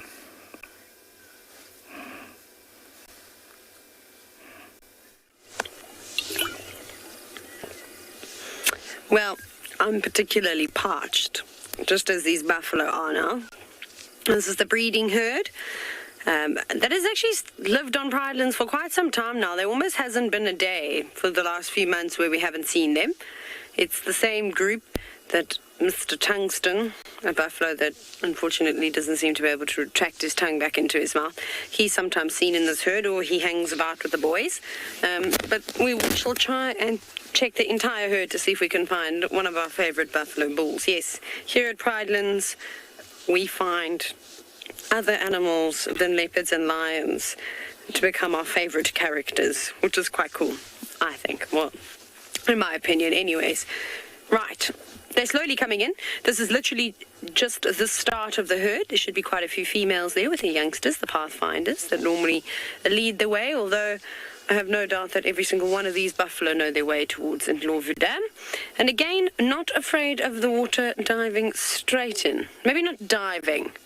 It would be quite funny if a buffalo dived into the water, though. Dove into the water. Sorry, again, English not my strongest point, unfortunately. There they are, they're the little ones. Come on, little ones, sit down. You'll feel much cooler if you do. But we should see quite a few different types of interactions here. I can imagine that the terrapins, so those reptilian-like tortoise turtle creatures that live in these murky waters, will be racing towards the buffalo, especially the ones that are now sitting down in hope to pick off a tick or two. And then we might see the oxpeckers that are all on the backs of the buffalo, probably hop off of them and either drink from the floor or dangle from the nostrils of the buffalo. So lots of things to look out for as these beautiful beasts make their way down to the watering hole. It's lovely, though, with those tall apple leaf trees, though, in the background. It's quite a dramatic scene, don't you think? It's a very pretty dam. There is an old concrete reservoir that I'm sure you've all seen every now and then. Hopefully at some point that will disappear. There is no use for it anymore, because of course there's this area that fills up quite nicely that's from when this was once a farm.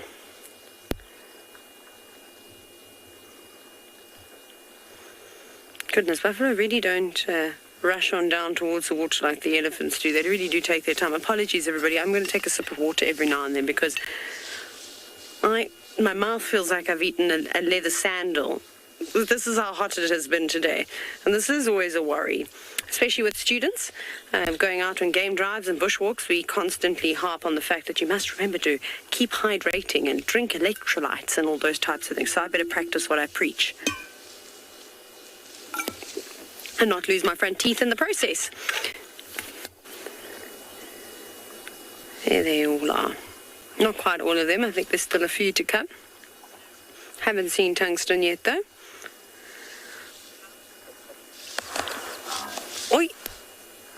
Who's getting a little headbutt there? I'm sure you must have heard that. Wow. Buffalo are quite vocal. You always hear them mumbling and grumbling and those types of things. Very chatty. Normally hear them communicating that way. But with there being quite a bit of jostling, and of course they must all sit on top of one another, which I find ridiculous, especially in this heat, and the fact that Ndlovu Dam is so large that they could all spread themselves out quite nicely. A horn every now and then gets poked into a place it shouldn't be poked. So this is what they always do. They come down, they have a drink, they just sit very quietly, and then just before they leave, we'll hopefully see some of these big old bulls like that fella. Ah, there we go. We're going to do exactly what I said right now, and he's going to roll around in the mud, which is quite cool to see. Because buffalo don't really look like the most playful creatures now, do they? Especially when you're staring at them. They're kind of very serious all the time, down to business. But bring them to water and bring them to mud, and their attitude changes and they become quite sort of playful and childlike. Not that they can roll around very well. I mean, they try. I think with all that weight on their head, neck and shoulders, it's quite difficult for them to do a complete rollover like a zebra might. We'll find it infinitely easier to do something like that. Come on, boy. You can do better than that. You're not even trying this afternoon. Yesterday when they came on down, they were so excited. All of them turned this beautiful, slick, golden color. Well, if mud could be golden, you know what I mean. It was so lovely. And that afternoon golden light just catching them was really quite special.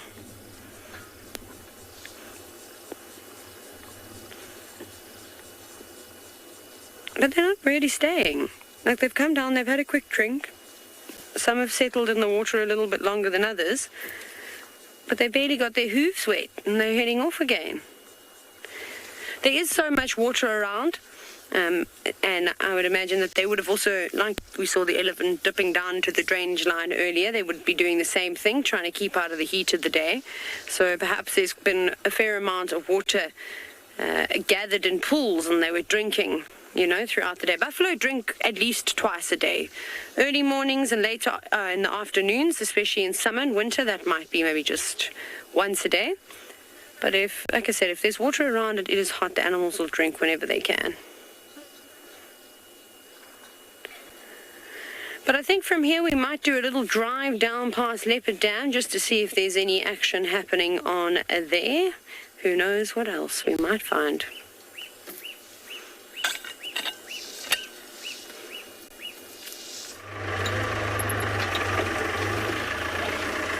Alrighty guys, so these lions are proving to be difficult with us this afternoon. There where we left the male this morning, he just disappeared.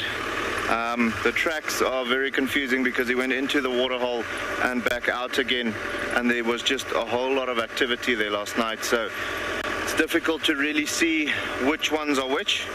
And as you can see, it is quite thick around here. So with that being the case, you know, it's not like I'm just going to jump off and walk into these blackthorn thickets. I'm going to come out more scarred than going in there.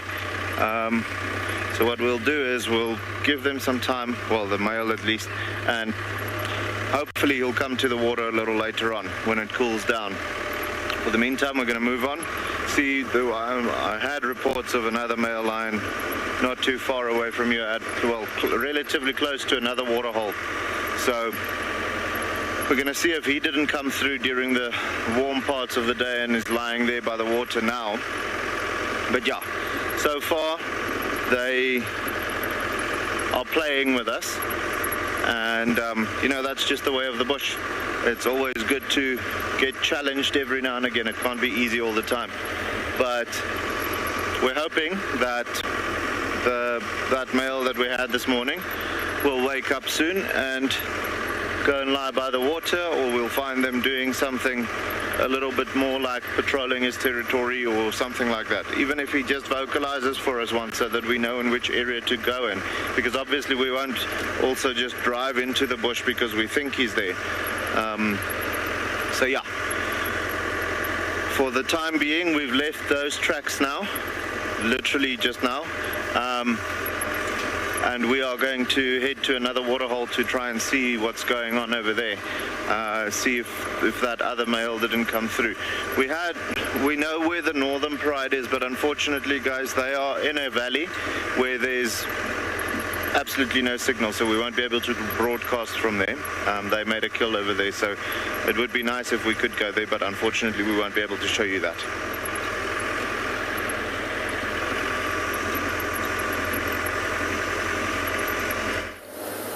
Alright, so we now trying to search around. We have left the dam empty. And I'm going to quickly check the hyena den if it's active. And then if it's not, then I'm going back to the dogs. But hopefully they would be slightly moving around because now it's cooling off.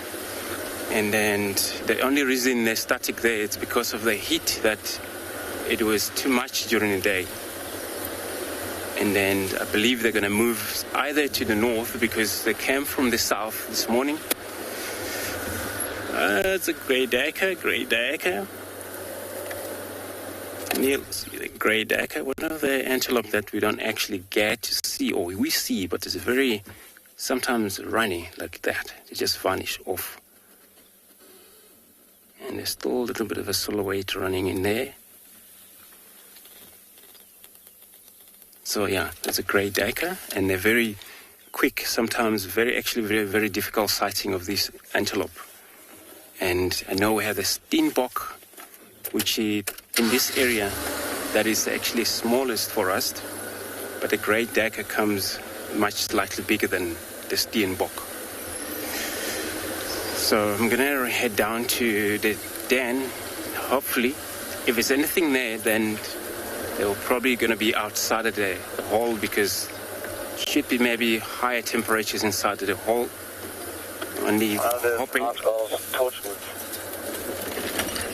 But if then they're not there, it means that probably the parent is still on a hunt, and then there won't be any chance for this young one to come play outside, since it's not actually safe for them.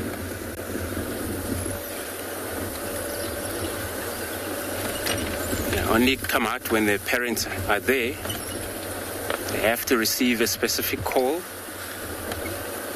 and this is when they know for sure it's safe for them to come out.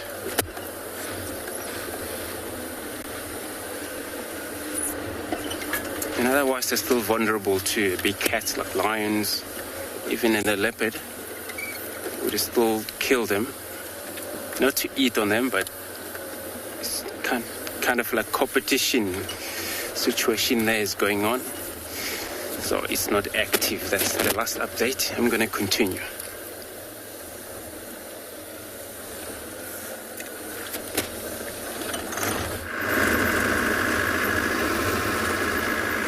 Well, we're still in search of the cats.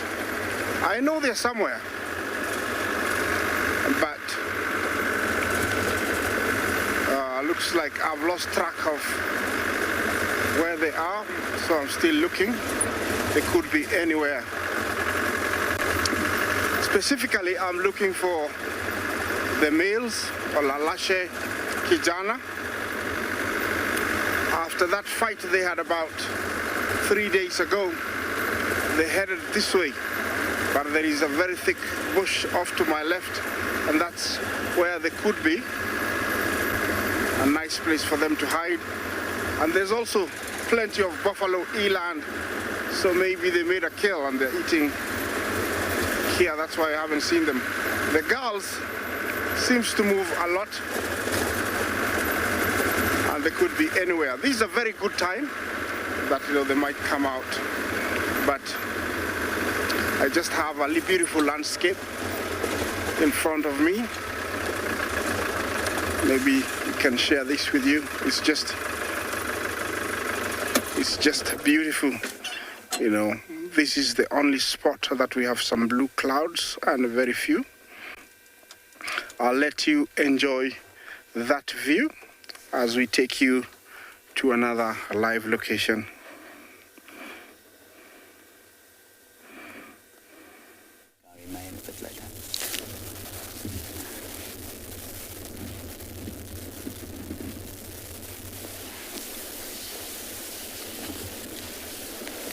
No, I can't even get a radio signal.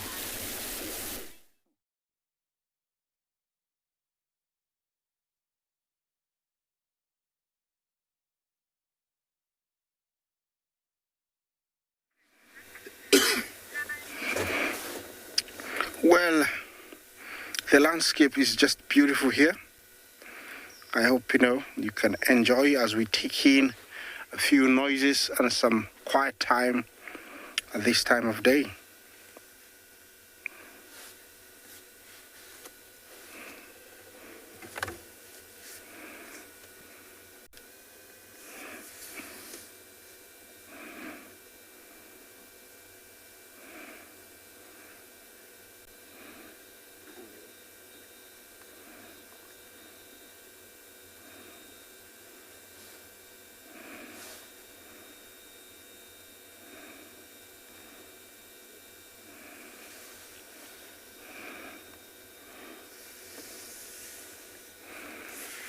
Well, the area I'm in is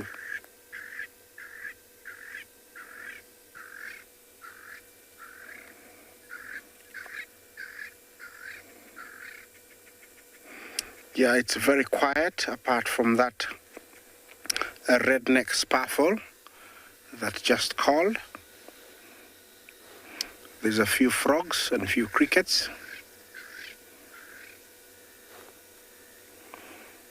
It's that time of day when everything goes to sleep, mostly the birds, and then the creatures of the night come out. Can be very dangerous for the prey, because this is the time when all the hyenas will be coming out. The leopards, lions, they're mostly active at this time of day, and they need to locate what they're going for. So it's a perfect time to come out. And in this area, there's always something.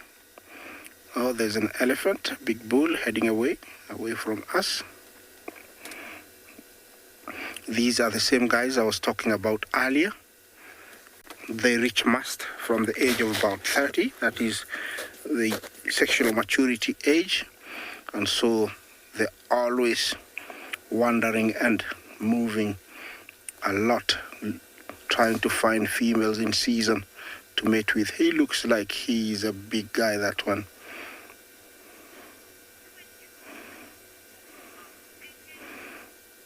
And he's got a mission to find some females, and she's heading in the right direction. Well, enjoy that sight as I move on.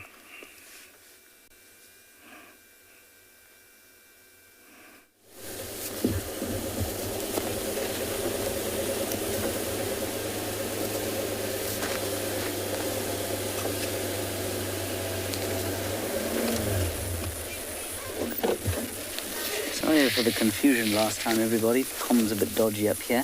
Here we've got these harbingers of doom, or they look like harbingers of doom, the two ground hornbills, same ones we had this morning. And I don't know how much of what I said you heard, but we had a very fascinating yet frustrating afternoon. We managed to find some tracks. I was about to get out the car and follow them when Gerrit said, oh, no, there she is. And we found Thandi, but alas, there was no signal where we were because she was in a very deep dip. And she moved a bit and we tried again, and unfortunately it was just a no-go. Anyway, it was nice to see her. She wasn't with her youngster, who apparently has been left in the deep shade of the Moriwanini riverbed.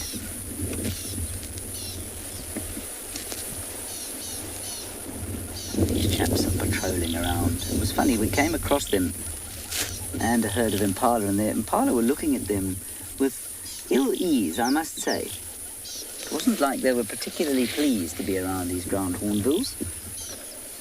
And just in case this is your first sighting of a ground hornbill, they are in fact endangered birds. Extensive efforts to try and save them. And they're endangered because the trees in which they nest are few and far between. They obviously need massive tree holes in order to nest. And also, when they get out of protected areas, they are often caught and used for traditional medicine,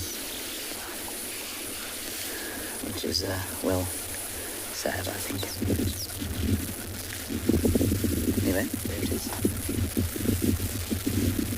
Looking for any kind of meat that they can find. Like with many birds that eat meat or flesh of any kind, they'll basically eat anything that they can overpower. These guys eat baby scrub hares. They'll take on tortoises, lizards, termites, frogs, MAURITZ, rats, gerbils, squirrels, what else? Shrews, elephant shrews.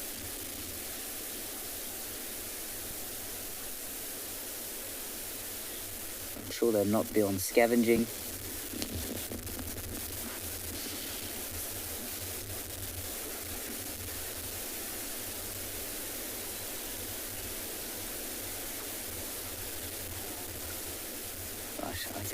I think we're stretching it now. There we are, coming out into the open. I suppose perhaps one of the reasons that the poor things struggle like they do is that they're not the most sightly birds, are they? They are, well, they do look a little ominous. They don't look as cheerful as a hyacinth macaw, for example.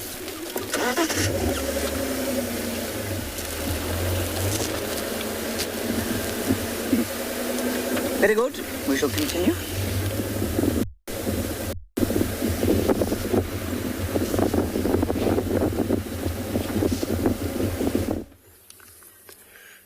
Right. We're back here, everyone. Back to these dogs. See how they now started to run around. Probably maybe it's all about now the young one begging for regurgitation from their parents.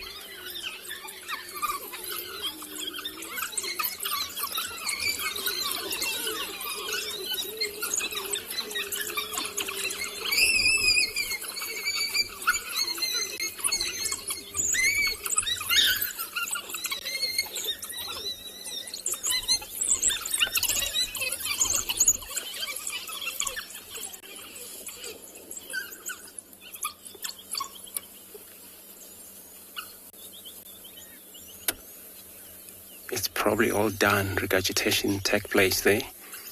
What happened, these adults, they will feed enough and they keep some of their chunk inside them.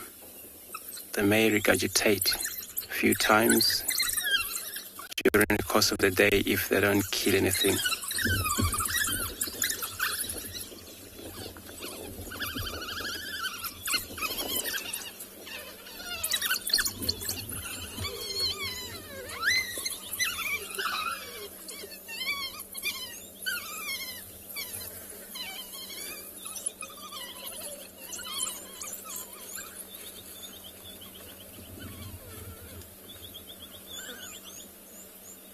Defecation, urinating at the same time. This is one of the young ones.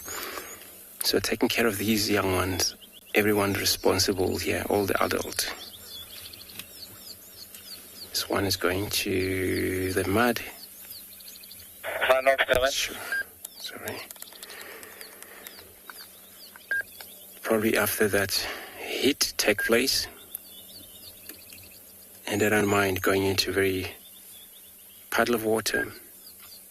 Get wet. Hyena would do that as well. Just cool off.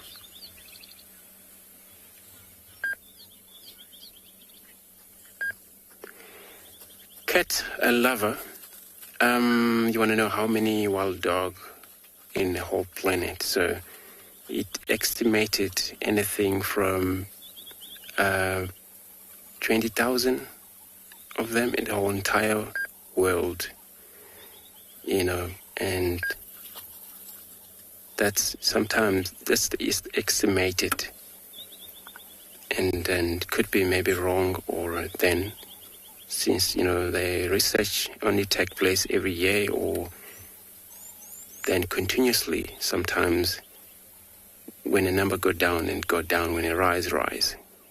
So we only talk about the whole entire planet.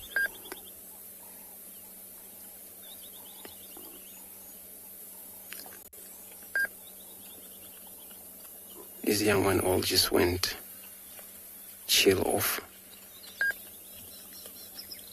All you see these big ears, just like a vampire, but provide great hearing.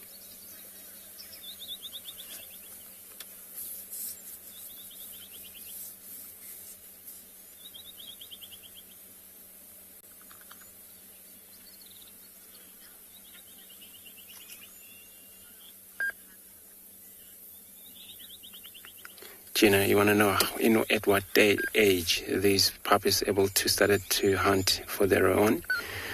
Understanding that they all remain in a pack here, but they will cooperate in hunting when they are anything from 2 years, 2 years and a half.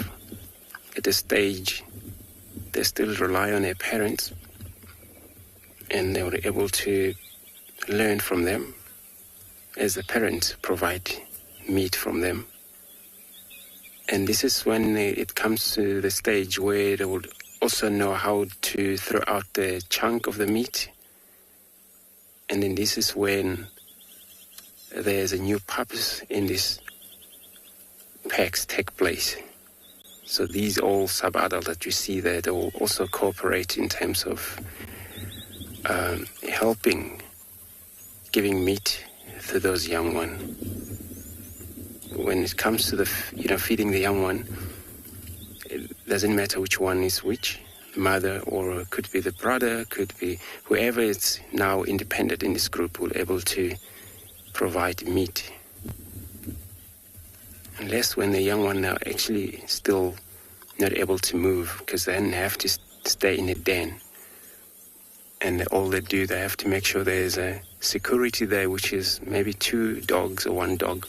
And the rest will go hunt, return back to the den, and also provide meat, but for everyone. So myself and Nick and Neil, we're going to remain in this position here, watch this dog, what they do finally.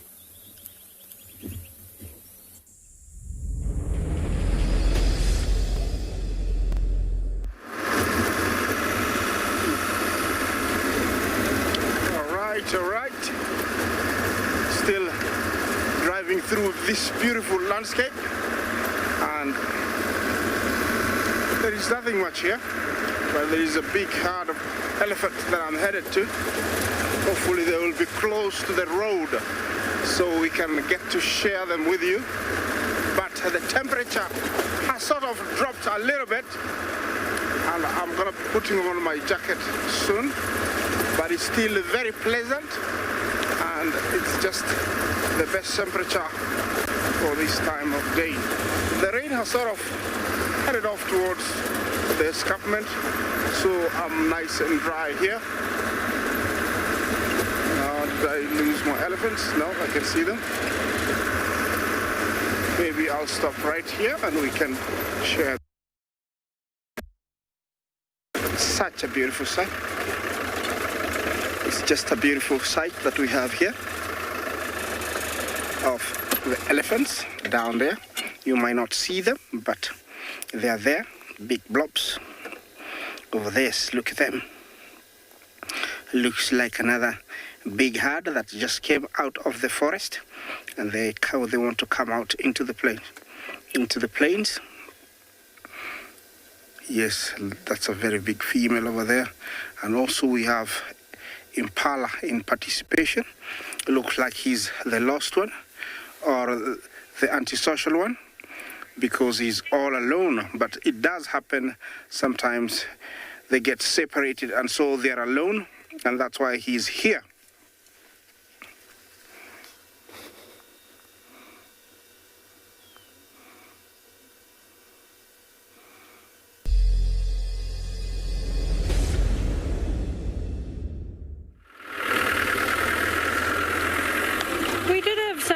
Elephants, a breeding herd. They were swimming at Leopard Dam, but unfortunately they have vacated the water and moved into some very dense vegetation. So we shall carry on trying to find something else to look at. But this section can be a little bit on the quiet side, so I don't know if we're going to get lucky or not. I think we'll probably try and head towards... Sorry, my earpiece has just fallen out. Impala Plains and look for some jackals and see if they're around. But who knows? Who knows what we shall find? So we'll just keep bumbling and hope to find an animal or a snake or a reptile of sort. A rock monitor would actually be quite nice, seeing as though we have been seeing so many of them, but we just haven't been able to show them to you.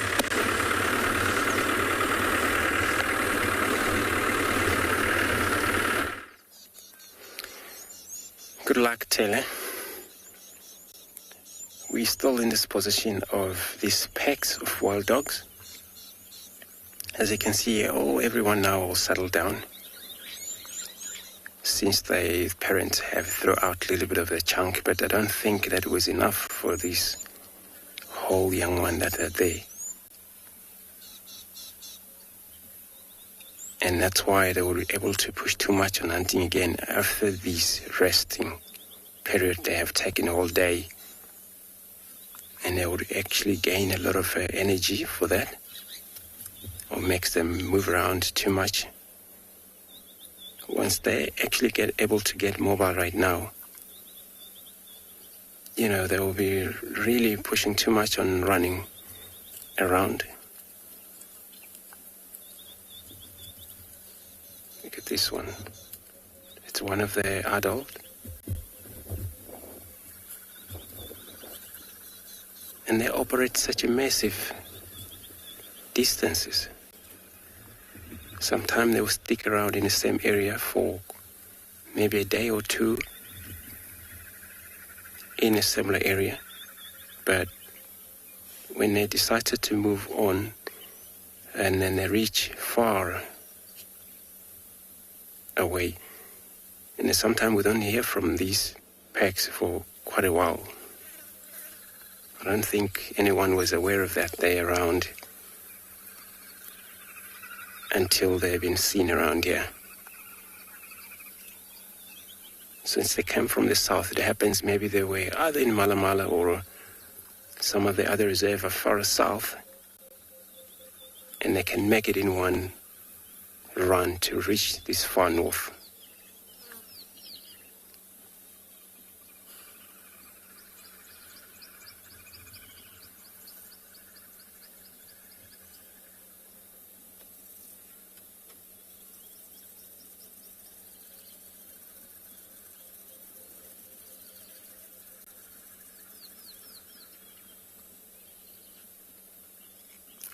We're just going to see if there's, when they started to get mobile, whether they're going to leave this sub-adult here or are they going to move with them.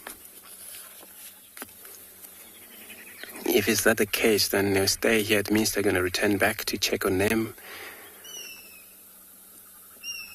I'm still going to be sitting here to see what finally happened.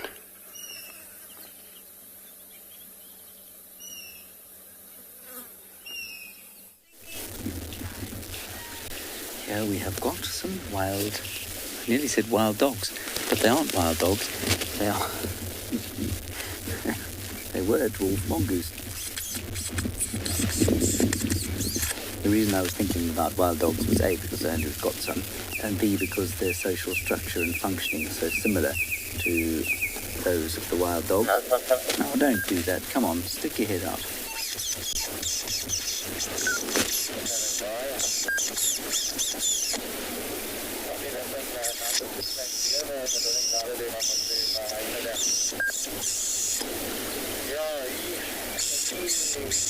Oh, come on. Don't do that to us. They sat there for 10 minutes very happily. And now they've decided, no, it's time to go inside and have tea and scones, which is what dwarf mongoose do of a Sunday afternoon. I'm not sure if you realised that or not.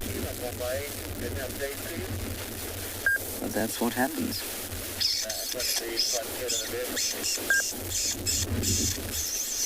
Often this kind of noise can make them come out, but not in this particular case. They've decided they've had enough.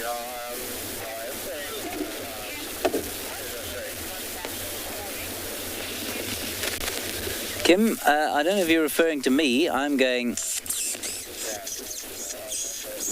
That's not a bird. That is I. There is a bird behind us called a red-crested quahan. There you go. If that's what you heard. A couple of red-crested quahans in the area.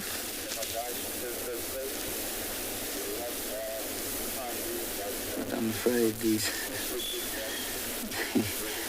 chaps are not being particularly confiding. Just our luck, really.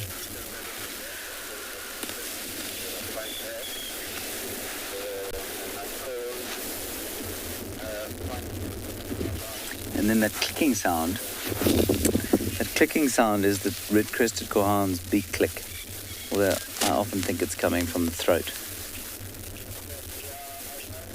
There you go.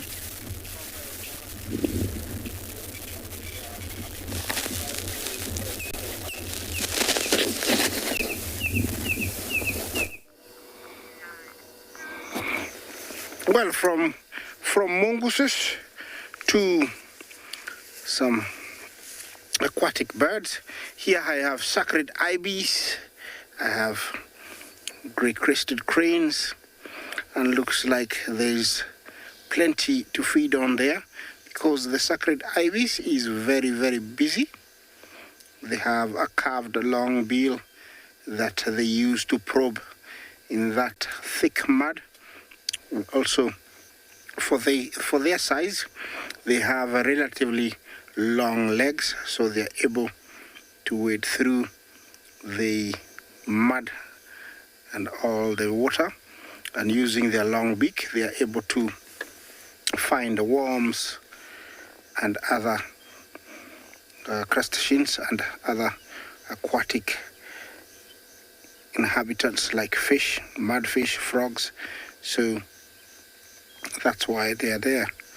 We have this beautiful view here of the Olololo Syria escarpment and the beautiful clouds. Of course, to the left, the clouds get very thick and dark because of the rain, and that's why we ran away from that side and came this side. But it's just beautiful, as you can see. Apart from me talking, there's a few other critters and birds that I'll give you a few seconds to listen to. You have to be very, very quiet to hear them because they're not as loud.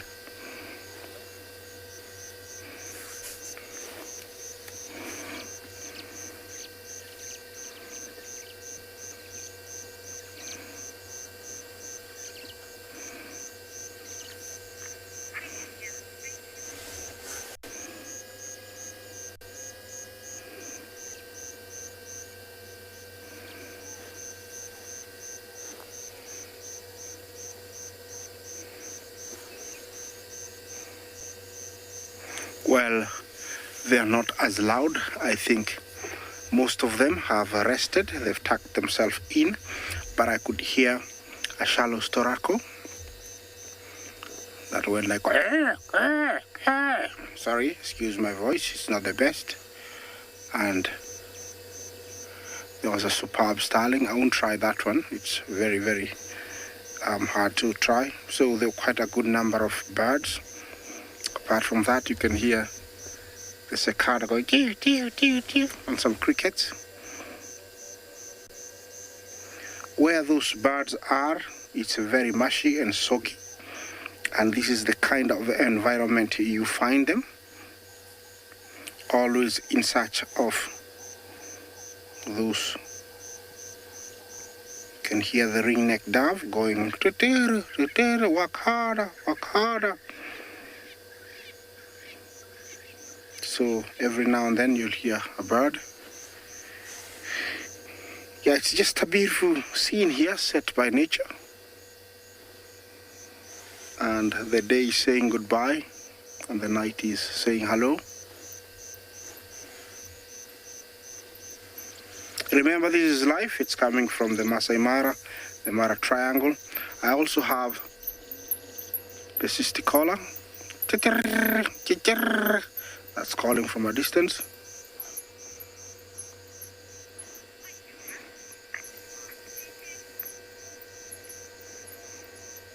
Well, sometimes nice to be quiet for a little bit and enjoy the sounds of nature. So I'll give you another few seconds as we take you to another location.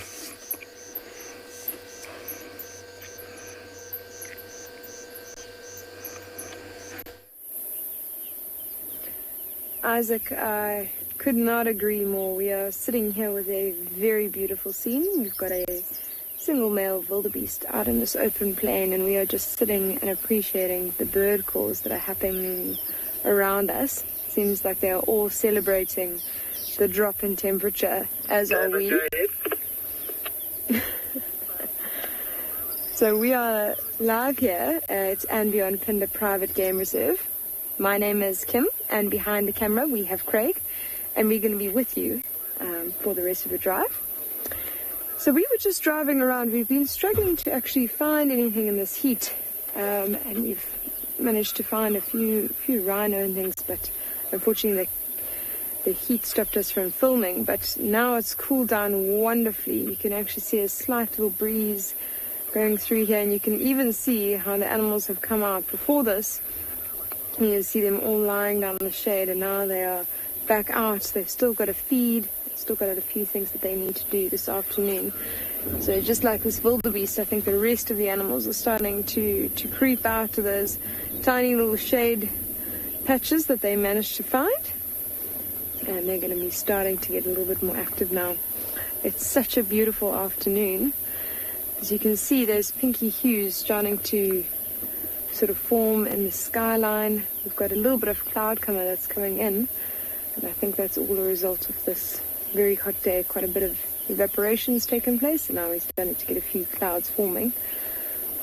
So this wildebeest right here that we're looking in front of us, we've actually seen him on the show before, and I'm assuming it's the same one because they are territorial.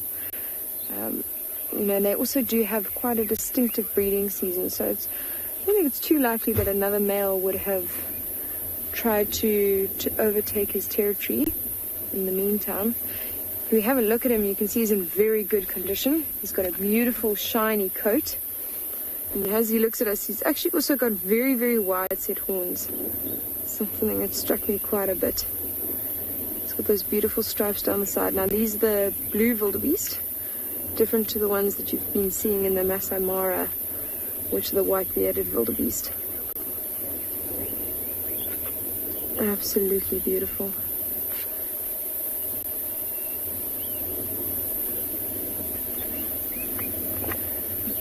So you can see, just like us, he stopped and had a little bit of he had a little bit of a stumble there actually, but he's stopping and having a little bit of a listen, every so often. He's feeding, and then he'll stick up his head and just have a look around. Just because he's completely by himself, he'll stay in this territory. It's quite a small territory, probably almost as far as we can see down the plain. We can often even find wildebeest within your eyesight. You'll see more than one territory. So he's just going to stay here and wait for some females to come into his territory, and we wish him luck with that. And we're going to carry on and see what else we can find this afternoon.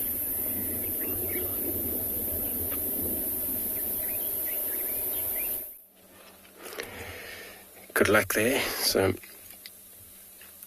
this dog hasn't actually been able to do much, but I'm sure some of them are all just moving around, their heads up. So it's a result that maybe they might get to move for us soon. It's getting slightly cooler for them.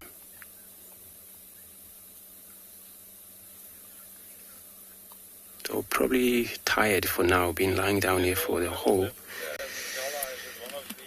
entire day in the heat.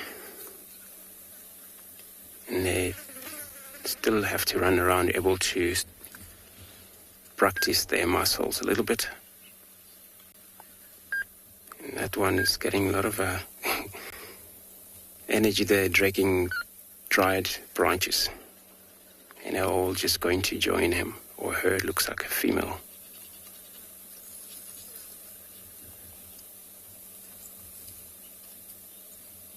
They still have a lot of a time for themselves, since they're actually not adult yet. They are still playful. Looks like everyone will be interested in that dry branches.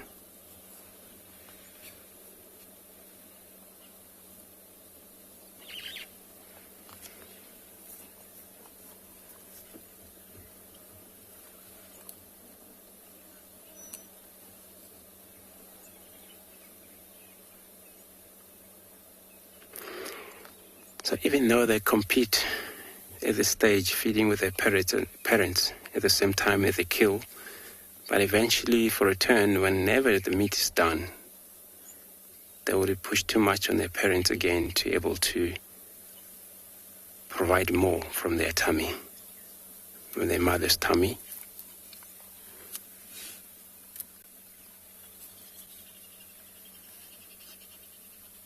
It's so that the chunk from their mother is already, made it a lot easier for them to be able to chew or swallow. It's already cut in pieces.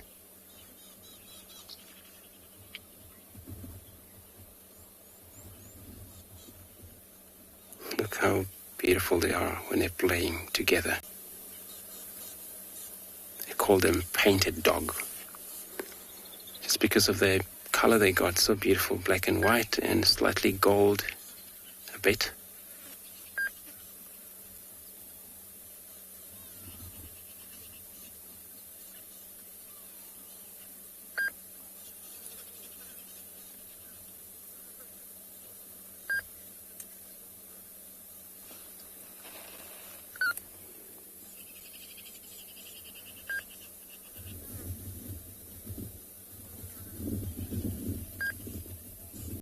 And sometimes they will be able to move as well at night. But it's not actually really great for them, for their own safe. Looks like there is a steenbok approaching Neil. Looks like there is a steenbok approaching them from far distances. But we're just going to see if we can get that steenbok. It's probably making its way into this area. Past that. Further away, Neil, I think. Now they saw it. They're running after it. Sorry, guys, we didn't show you, but you can see already everyone is very interested on chasing it down with a steenbok.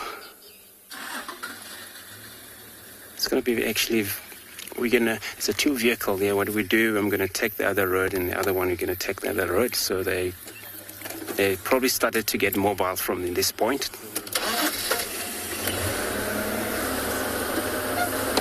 Let's get in there,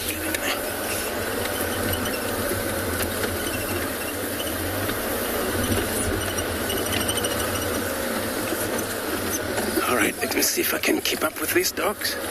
They're moving away.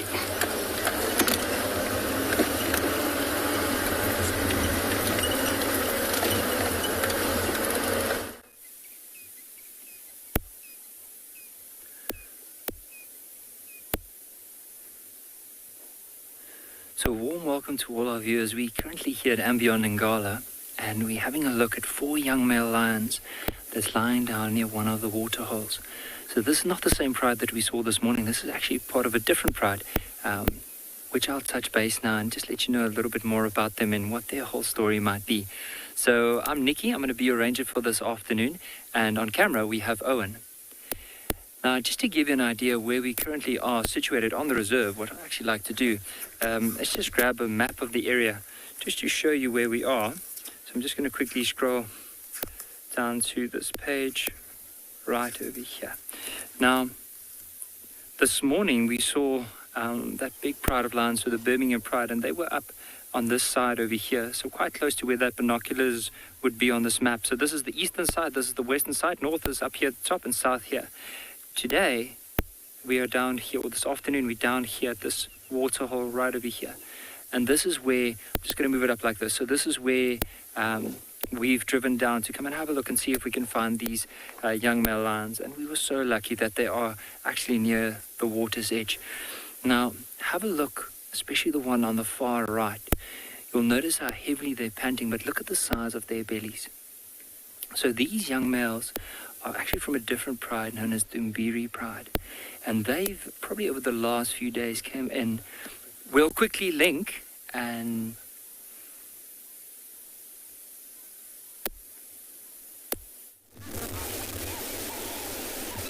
I think it's MAURITZ. Okay, we've just spotted a male leopard who came trotting off the road here, and I didn't want him until... There he is. See his tail there. Now, James Richard, here's your ultimate test. Tell me who this animal is from what you can see there. How cool is that? Good sized male. I mean, from his reaction, I would have said MAURITZ, but I would have said he was too far north, but it could easily be him. He looked like the, well, cliched scalded cat, basically.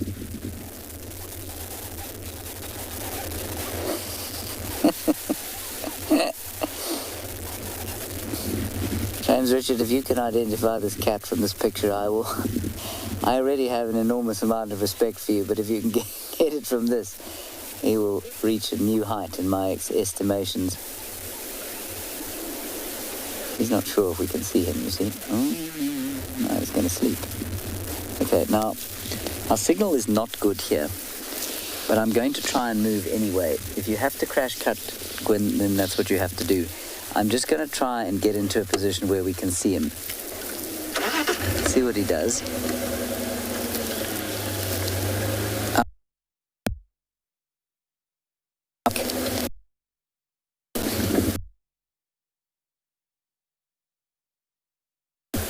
But I know that although James Richard might be able to identify this cat from this picture, those of us who are mere mortals will not be able to.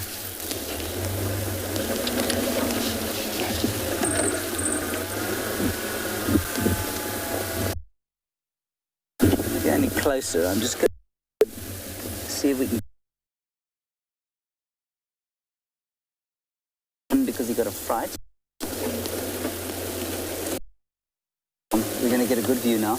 Okay, quickly turn the camera. Quickly.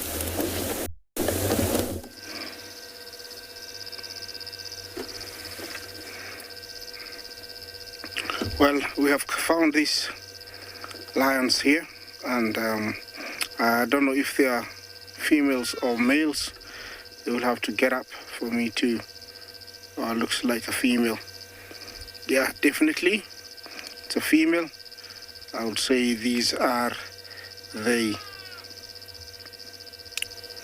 Olololo prides, and I've never seen them in this area. This is the end of the territory between them and the River Pride. So I think they have decided to come and try their luck around this area. The grass is quite high, as you can see. That's, I think, another female, and this is quite a good area because there is plenty of toppies and zebra. Oh, looks like they're very well fed. Look at their tummies. So I don't think they will be hunting. They're very well fed. So I don't think there's any hunting going to happen. The other one there, I think, is also a female. They do hang around this area and also come here. That's the collared female. So definitely it is the Olololo pride.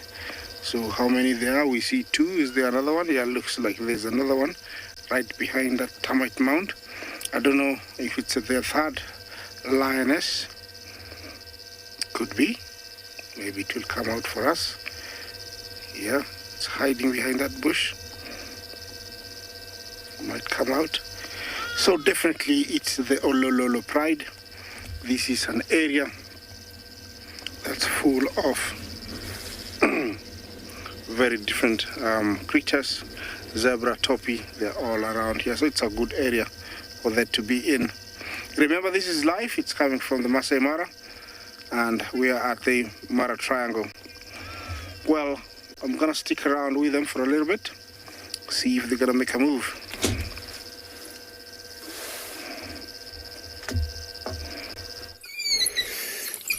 Back everyone into this area.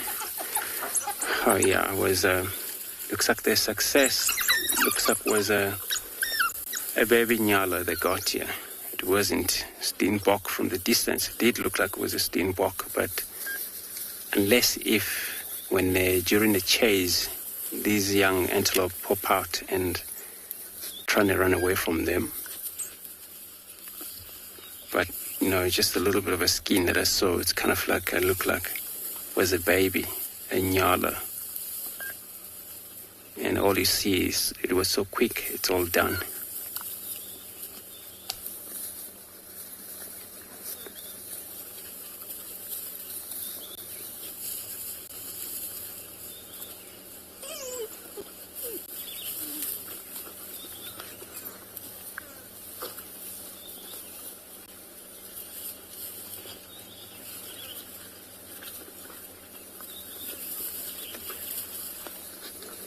What a way of a start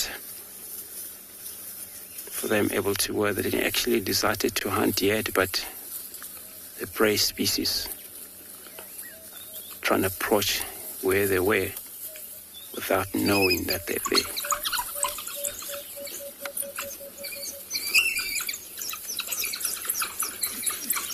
Just a moment of silence.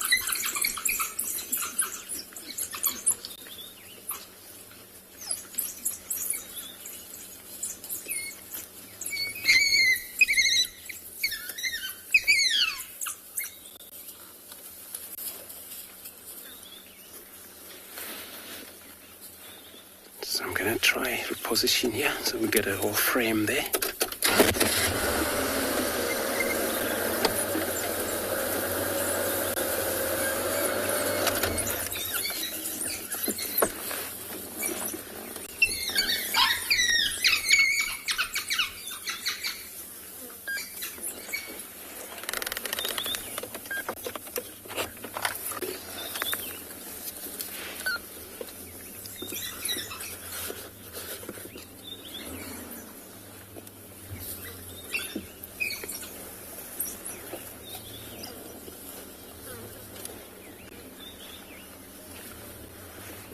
Alright, looks like they're all just, well, as you know, they can't be static. They're all dragging that little bit of a skin away from the open. But if it's a chance we can able to reposition here, we're just going to see what these one that's still running around here.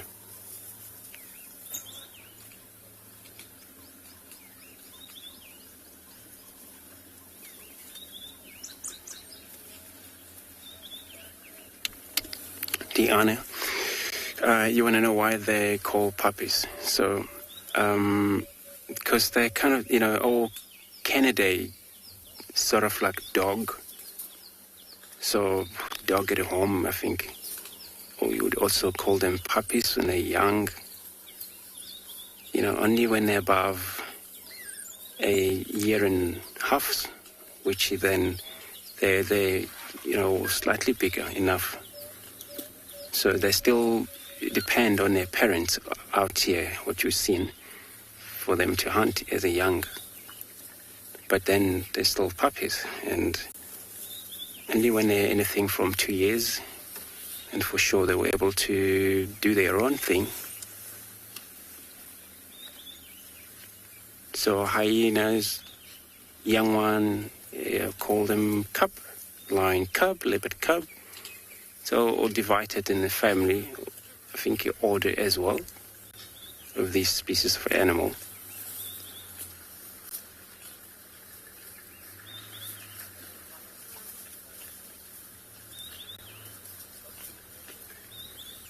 They didn't actually run far. We're still in the middle of the drainage line here.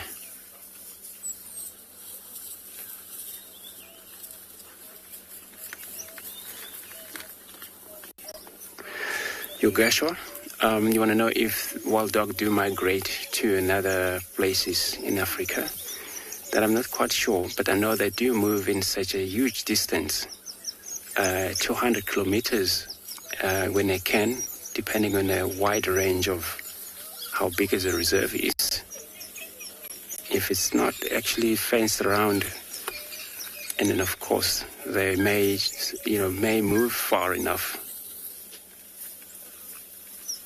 But yeah, I'm gonna just actually double check that. See, all they got is a head, this young one is playing around with. And they came out to the open now.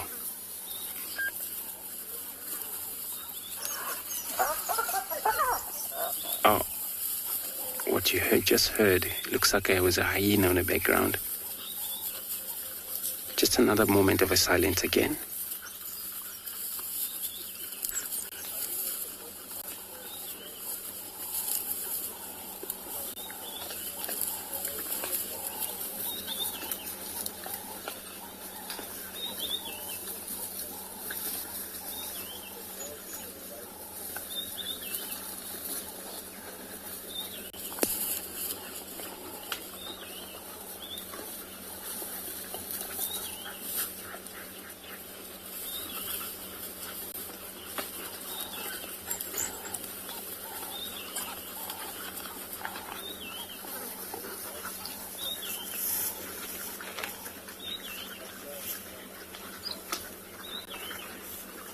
Magic dragon. So you want to know how large a packs of dogs can get. Success rate of reproduction. Sometimes you get up into a number of 20 animals in the packs. Sometimes 60, depend. But, last time, I know it's been a while since I've seen 30 in the packs in this area. And then we don't see them anymore. So that's average number of packs, anything from 30 there, 35 possibly.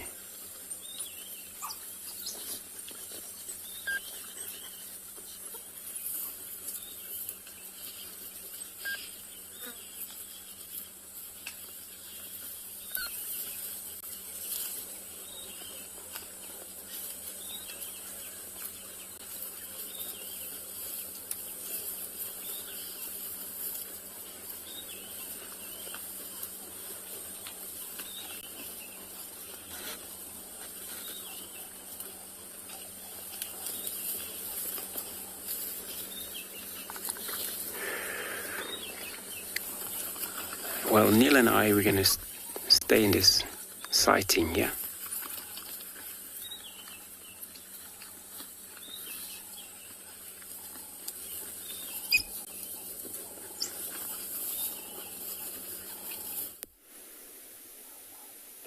It must be such an amazing sighting to watch those wild dogs. But to get back to these lions here at Ambion and Gali, you'll notice that how they are lying down with especially this one off to the left near this game trail. Have a look at how it's lying down with its foot up in the air like that, and you can see it's panting quite heavily. Now, it has been a warm day, and that's one of the reasons they're panting, but also because they had a full belly. So over the last little while, they made a kill on what looked like a buffalo. And they just fed off it. They finished it completely now. And after that, it came down to the water to come and have a drink. Now, what's very, very interesting about this lion that we're looking at now is you'll see now and again it's going to flick its tail to try and get rid of the flies. So let's just have a look. We'll keep focused on him like this, but I want you to have a look at the tail. If he's going to play along, I'm not too sure. You can just see the one's foot at the back there. But just so that everyone knows what to look out for, it looks like the very end of his tail is missing. Now, these are 4 young males that are grouped together. And the reason might be is maybe as he was pushed out of the pride, but the more dominant male, is during that fight he could have lost the end of his tail. And what's interesting though is like all these males, 2 of them look more or less if they can be on the same age, and the other 2 look slightly younger. Now, just off to the right, and the one further off to the left, the one with the leg in the end, the one that's the furthest away from them, so they look like they might be the same age. You'll see when they pick up their head, their mane is more or less the same size, but the other ones are a lot smaller in size.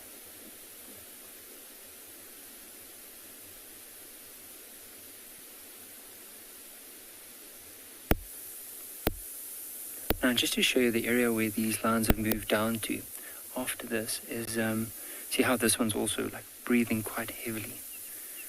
And even look at the mane around the ears. So I'm sure this male is probably close to at least 4 years old, if not older, maybe 4.5. But it's not as big as the males that we saw this morning, the 2 Ross males. But just to show you, so look at the nice patch of green grass where they decided to go and lie down.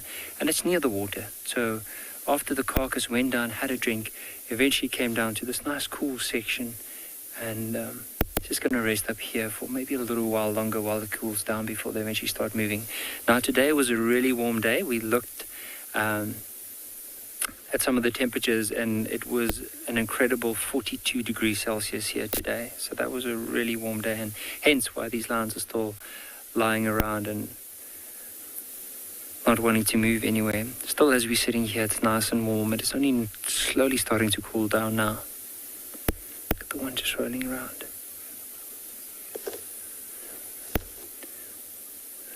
Very comfortable.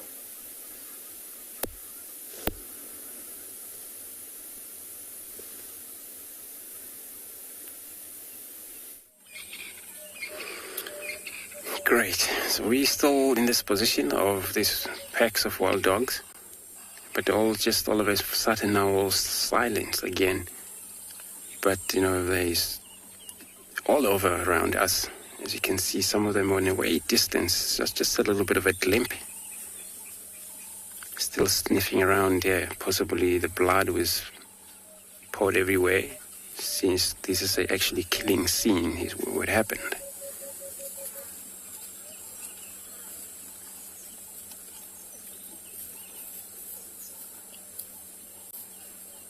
And the young one, all of them, they just hide in the background. All you hear is a noise is starting to pick it up again.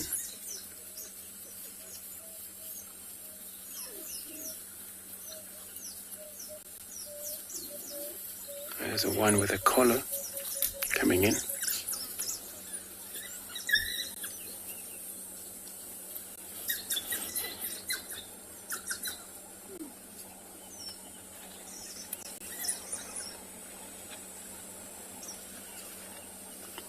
When it comes to the hunt, like we just saw back there, whoever spot their prey, get interested on that, everybody will actually aim on the same target and get very much interested on doing the same, chasing it down.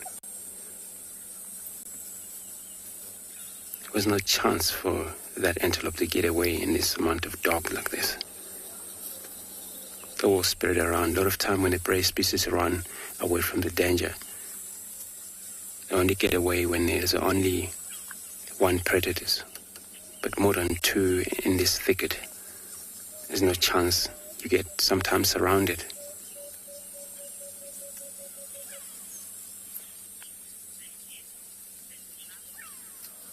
Central, yes, they would crunch everything's possible there. Well, it's only young antelope that I've seen, so we're still quite a young, so it's quite a soft skull. I think they'll crunch pretty much. If they're left behind, could be that maybe they just like to do that, but it's quite soft still. They're probably going to crunch everything.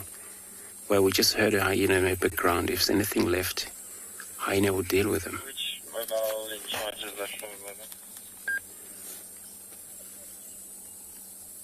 Remember, hyena, we're not actually far away from the hyena den there. I just checked with nothing. And it happened that young hyena was involved in this killing scene, just came in because of the noises that they were making, these dogs, since they were sharing that piece of antelope.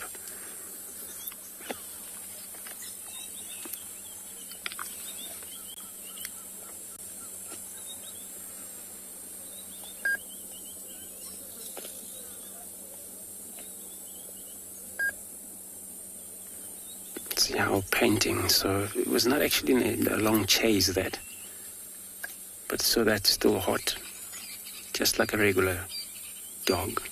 Would he paint, salivate, paint? Means that the temperatures rise in them. Even though the sun is dropping slightly down, the temperature's cooling off a bit.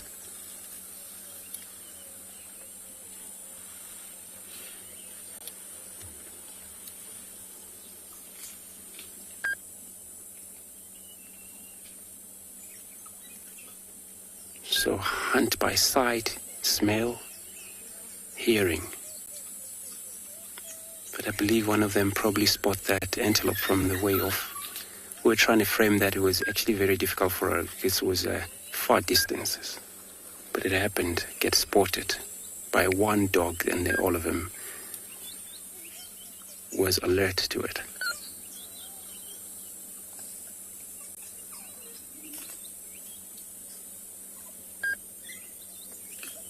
We were just talking about with their hunt there, what happened earlier. It proved already that whatever surprised them, they would be very much interested on hunting it down. As long as an antelope, medium-sized antelope that they can hunt.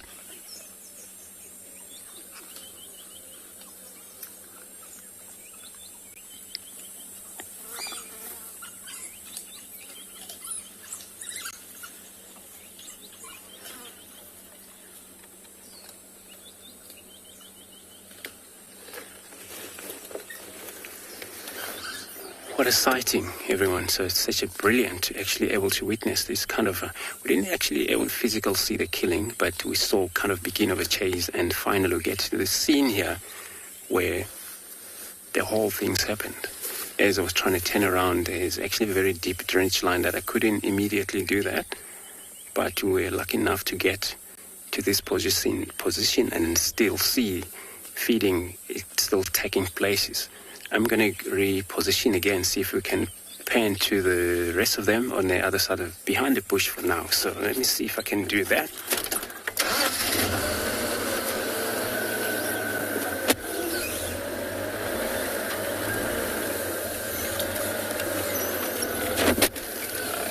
It's quite a narrow area, but Joe will be able to do something.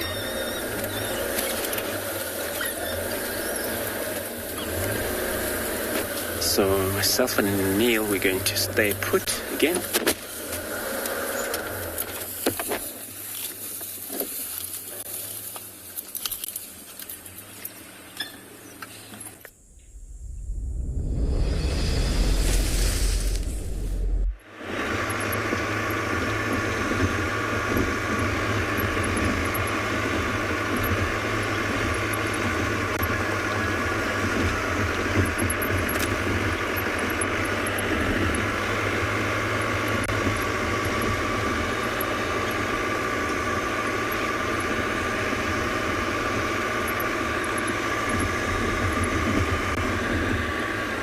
Guys, so we went and sat at the waterhole for a little bit, the waterhole that male evaded us somehow, and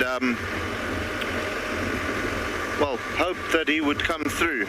Tried to listen for sounds, maybe an impala calling, or birds being upset about something or so, but nothing. It seems like he's lying flat and he's not in the mood for moving, so it was, well, we didn't locate on him. So we were actually trying to figure out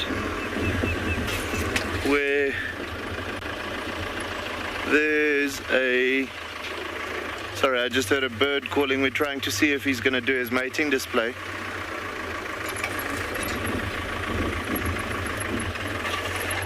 No, red-crested coron, by the way, guys, that was calling, and we call them the suicide birds. So with that being the case, they've got a beautiful mating display. They fly straight up into the air and then they close their wings and they just drop. So quite cool. And just before they hit the ground, they open their wings again, and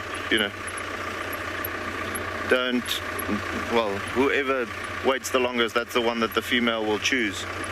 So yeah.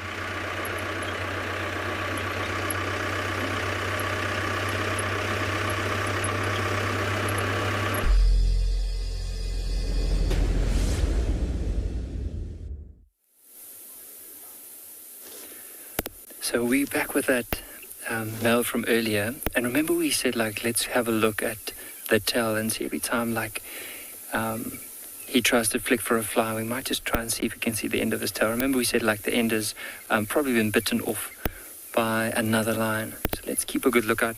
But in the meantime, Fred Stowe was asking a very interesting question about how long or how much do lions sleep. Now, first, with lions, especially a pride or a bunch of males like this, and if it's a warm day and they had a kill, they can sleep up to 20 hours a day.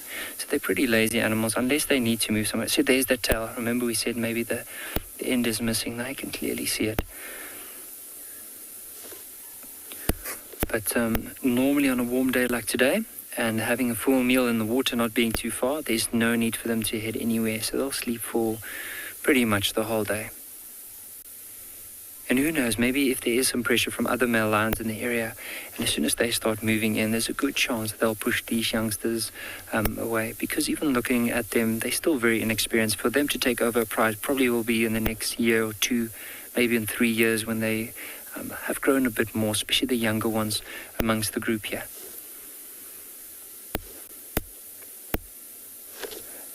Now, look at this one even as well. See where the tail is? Just at the back of the rump, there's looks like a puncture wound. And that could have also been, remember that earlier we said the one was maybe as it turned around to run away, the tail could have been bitten off, but this one could also have been bitten on that back part of its legs. But you'll see this one has more of a mane also behind that elbow. Notice that very dark patch of hair. And it's only when male lions roundabout get to the age of 6.5, close to 7 years, will they'll have a fully developed mane all the way around their head, underneath their chin, between their ears, and also that patch of hair behind the elbows.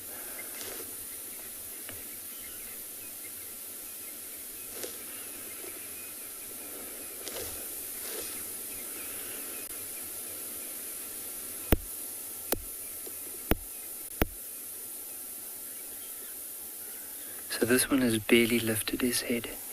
But just look at the size of his paw. I mean, like, it's almost as broad as his, the upper part of his front leg. I'm sure he's going to be a massive lion. Now, we haven't seen them getting up or moving, and personally, this is the first time that I've seen these males together here. And so for me, it would be very interesting to see if they do get up, how big are they actually, and also the angle at which we're sitting and looking at them, as we're actually sitting on top of a ridge looking down into the valley where they're sitting. So it's very hard to tell the size, but they do look like quite a few big individuals with the potential of even getting bigger. See this one here, it doesn't have a very prominent mane around the neck, also even that patch behind the elbow. But notice next to, like if you follow the jaw all the way down towards the tip, notice that black mark on the jaw. And that's from him probably going down to the water for a drink earlier on today. Now, they were lying down probably 300 meters away from this waterhole this morning. And that's where they were left, under a big marula tree next to a buffalo carcass, which is finished by now. But then from here on, they started making their way down towards the water.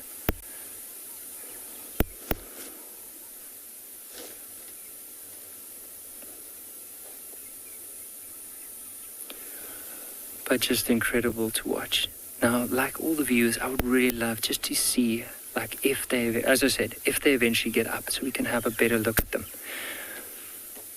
Now, who knows, maybe even one day, because of their size and because of the fact that there are 4 of them together here, they might even settle down in Ngala at some point. However, but because of the youngsters amongst them and because they still look like they might be quite inexperienced, the chances are very good that the more dominant males in this area are going to chase them out. As soon as they start moving here, they'll feel that pressure and start moving away from this particular area.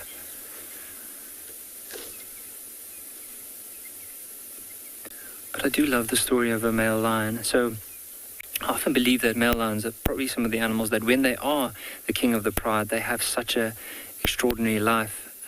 All they need to do is just make sure that they scare all the other males away and they have the females to themselves. And even though they are, maybe two of them might be brothers, there might be half brothers amongst them, they will share mating rights depending on who's going to be the more stronger dominant one.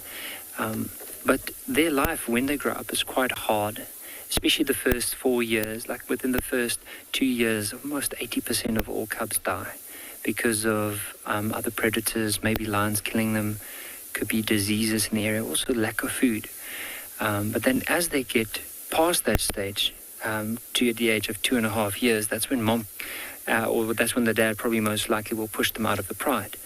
And then when that happens is they will then go and venture or become nomadic. So all they want to do is survive. They'll chase wild dogs off their kills. They'll chase leopards off their kills. They'll steal kills from hyena until they're basically strong enough.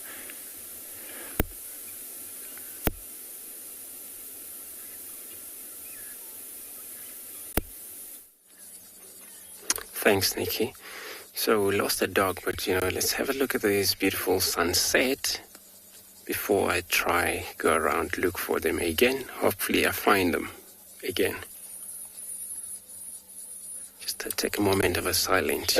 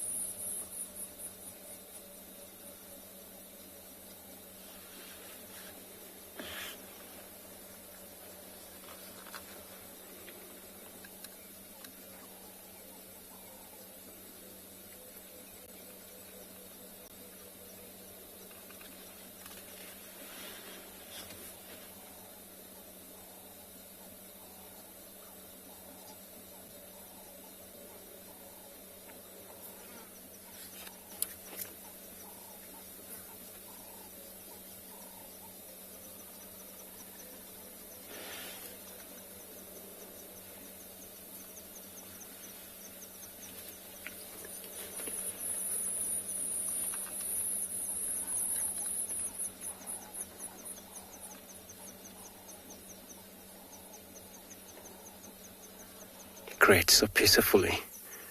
All you hear is just the birds doing their final calls.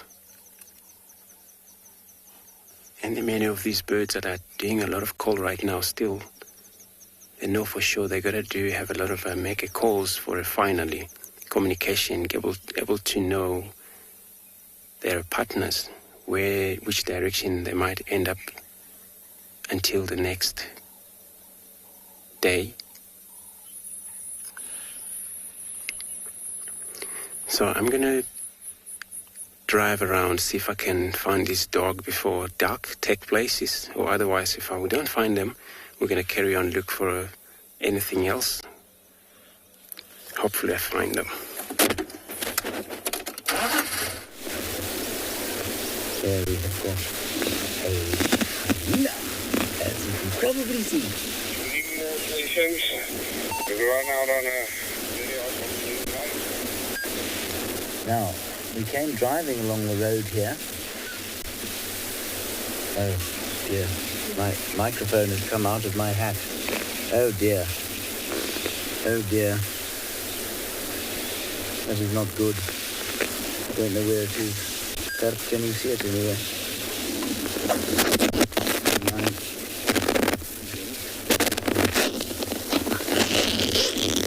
because it's next to my belly button. Okay, I shall conduct the sighting like this. There we go. I've managed to fix the problem. Right, we have our hyena, and we initially thought that it was in some distress because it was just lying there, and there was a whole herd of impala that had come up to stand next to it, and they weren't alarm calling. We thought maybe it was dead, but it wasn't dead. I think it was just dead from heat. It is still blindingly hot, but this particular little gully seems to have a nice cooling breeze blowing through it, and that's why this hyena is here. See how it opened its eyes there, as if to say,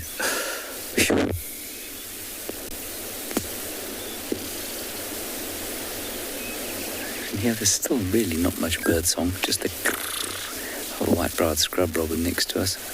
A little bit of from another white-browed scrub robin. Some Cape turtle doves.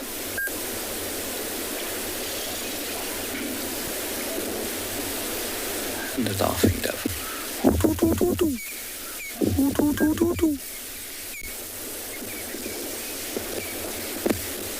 So I do apologise for the sound problems at the start of this little segment.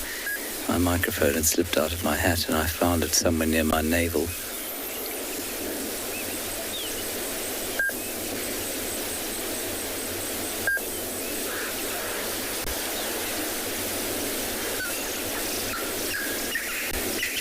Franklin's, and I think this chap will head off on the hunt probably only well after dark, and maybe even when it cools down a bit.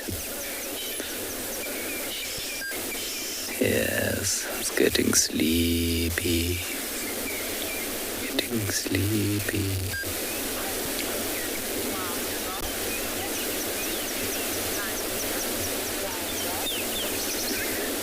Wild dog, I'm afraid I don't know who this hyena is. I suspect it's pretty easy to identify given the notch in its left ear, but I'm afraid I just don't spend nearly enough time around these hyenas at the moment to be able to identify them. Looks like a male to me, I could be wrong, but if you watch the Twitter feed on #WildEarth now, I'm pretty sure that Michael Fleetwood or Chris Rogue or somebody else in the hyena know will give you an identification.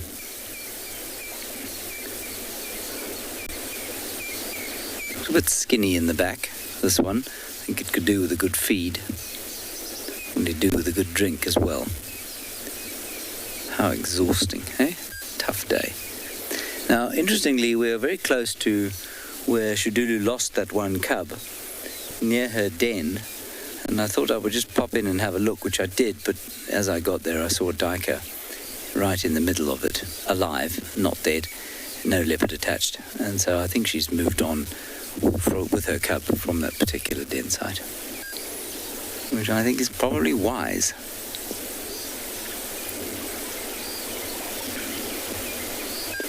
I don't think that's why the hyena's here, or at least I hope it's not.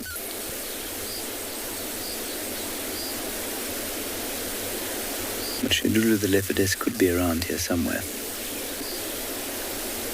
I know there was talk of her being around here earlier.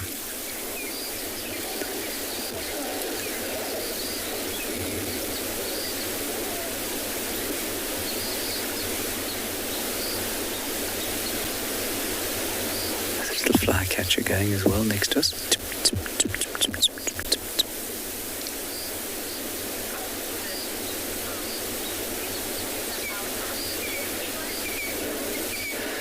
Bill, I did not figure out who the leopard was. I'm 99% sure it was Mulwati, the male leopard, from the way he was behaving. Again, I'm pretty sure that somebody would have had a go at identifying him on Twitter. I don't have any signal with me at the moment, so I can't check. But I'm pretty sure that's who it was. He's distinctive in his behavior, certainly rather than his looks, because, well, we don't ever see him enough to take proper pictures. But I'm pretty sure that's who he was. I've 3 times startled him lying right next to a road, and then he's moved off like that. although he doesn't seem to like vehicles, he seems to like to lie down where they drive, probably because he uses them to move. Although his tracks are few and far between.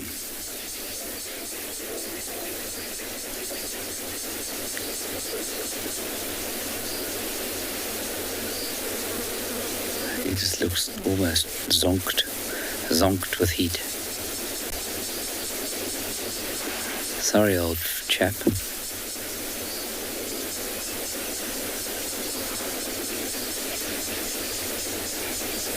Flies and rain locusts now, all we can hear. In fact, not a rain locust, that's another cicada species.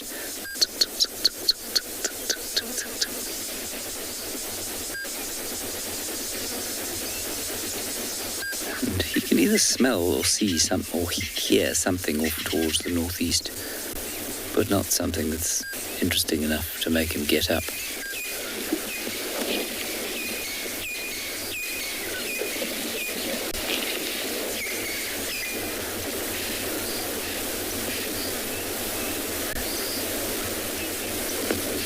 I think we'll probably move on from here and see if we can't catch a third leopard for the afternoon, and this one will actually provide you with the sighting.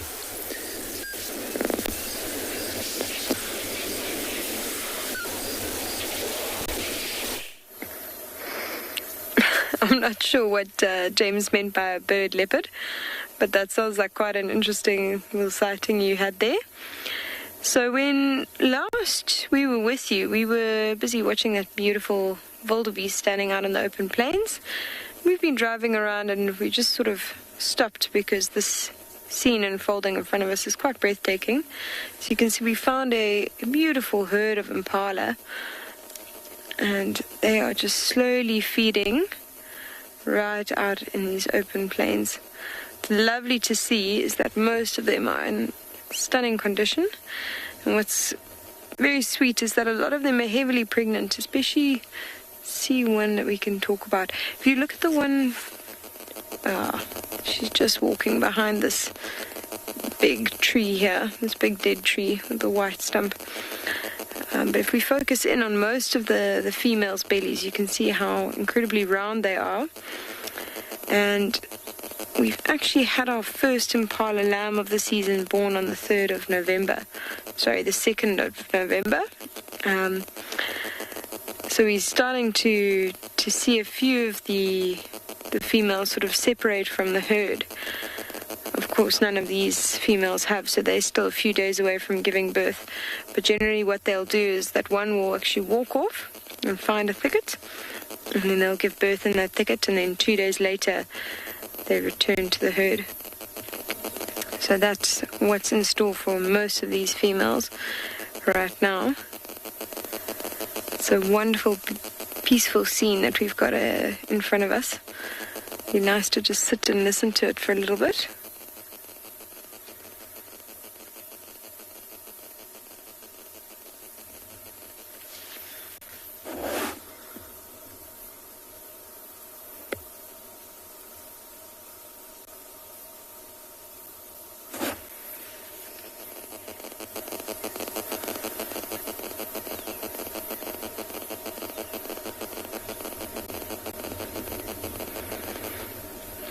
So we're going to sit here and enjoy this scene for a little bit longer and maybe see what else we can find.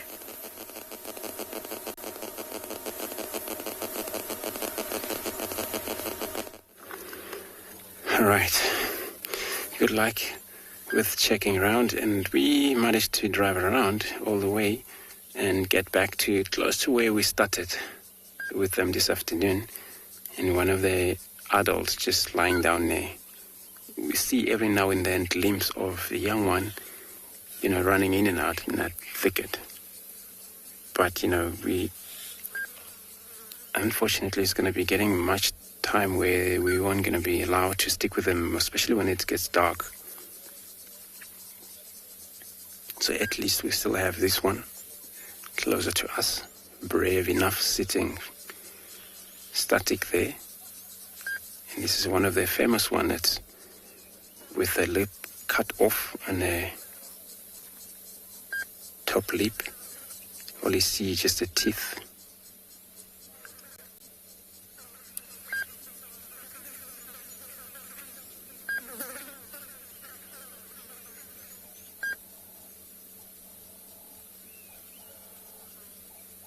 And I'm not sure if they're going to stick around here for a night, usually.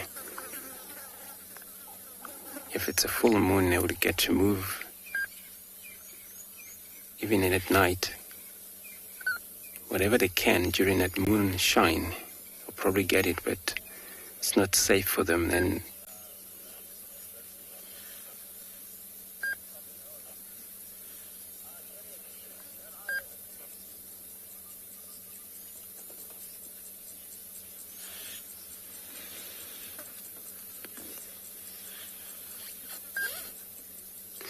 Alpha. So wild dog, they're one of the animals that there's so much energy they got. And then understanding from the, family kind of a dog, and then all the stamina they got, it's all energy, but built from the scratch when they were younger. But I think it's something to do with all different species of animal. They build with their unique kind of like reactions. And then the energy they pick up from their gene, from their generation, some species of animal. And that way, with the dogs, and that's why when they are able to take it serious on moving, sometimes they do that non-stop. And they do exactly what the dog do. And the only problem, I'm not sure if they're easy to be tamed, but yeah, that's, I think, I'm not sure. But they do kind of similar things. And then for them to be able to run from distance to another places without rest, especially when they don't have these young ones, they don't have to worry about getting them tired, or they're tired, they need to take it easy for a couple of hours before they can able to get to move again. So then they're able to focus on getting wherever they need to go. So energy, it's for them. Whenever you see dog lying forever not to move, either sickness take place or injured. So, but otherwise, they have a lot of stamina, they have a lot of energy. We're in this group, they move as a group, a corporate hunter. As we've seen there, they actually share food. A lot of times, since they have this young one, they give whatever left for this young one to be able to eat. So it's quite a few vehicles want to come down here before this lock's closed, before dark. So I'm gonna move, search, hopefully I found anything else for you.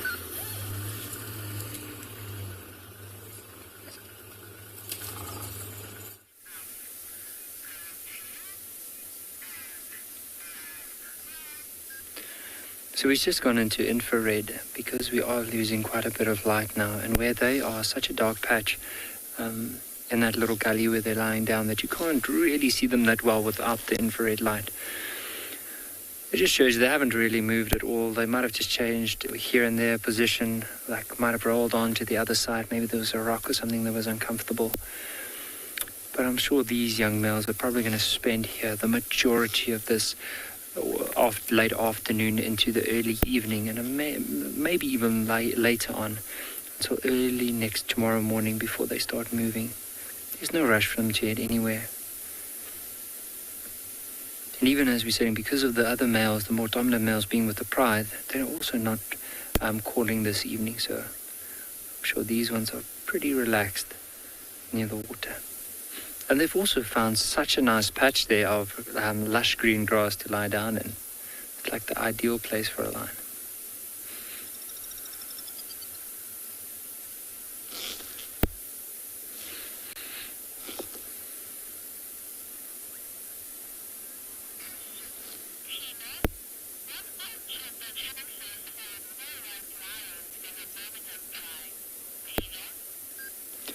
Tina, the chances are, you never know, like especially with the Erasmus mating with some of the females now at the moment, that there is always a chance.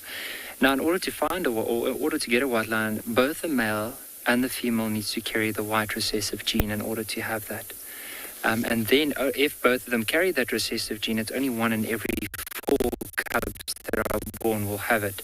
And on normally a lion could have anywhere from 2 to 4 cubs. So the chances are, really slim speaking, that if there was a chance, probably 1 in every 4 cubs that are born, and it might even be on the second litter after that, that there could possibly be a white one.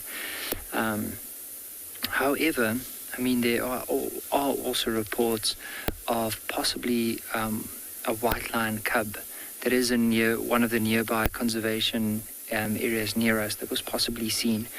But we haven't had any glimpse of it yet or seen it crossing into Ngala, so that's yet to be seen. However, with the Birmingham Pride, chances are we don't know. Maybe some of the females, they have mated with the males. Maybe in the next month and a half, 2 months, we'll be able to see some cubs. Because if the females, so some of the females mated, I think a month ago, so normally lions carry their young for 110 days, the gestation period, before they eventually give birth. So it might be in the next little while we will be able to say for sure if that's going to happen. But we never know. It is exciting already that there's 2 white lions within the pride. Imagine having a couple of more of them.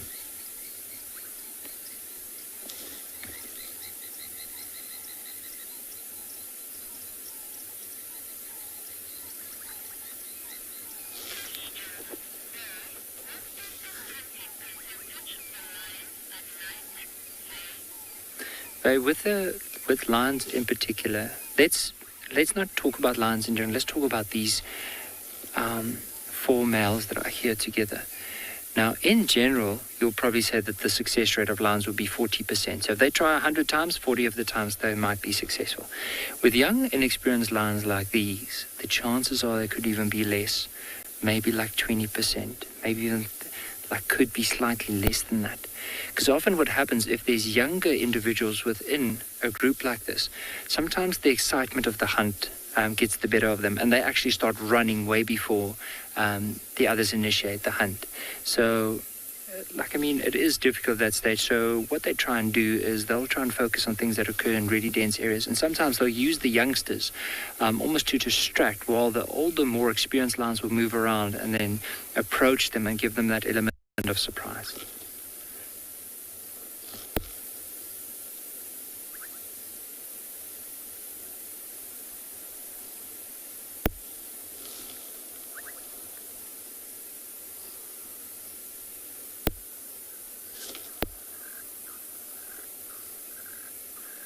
Talking about wild dogs earlier on that had a lot of stamina. If you look at these lions, you can't believe that a lazy animal like this, or that's what we think, they might be lazy. However, if they had to get up and start moving and even start hunting, it's like someone putting off this switch, and it's a whole new ball game.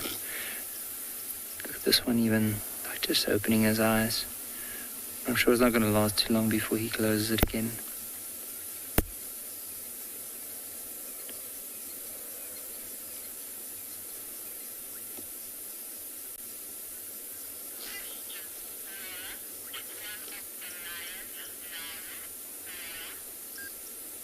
Laurie, you were asking a question, but I couldn't hear where it was. You mind going again with it?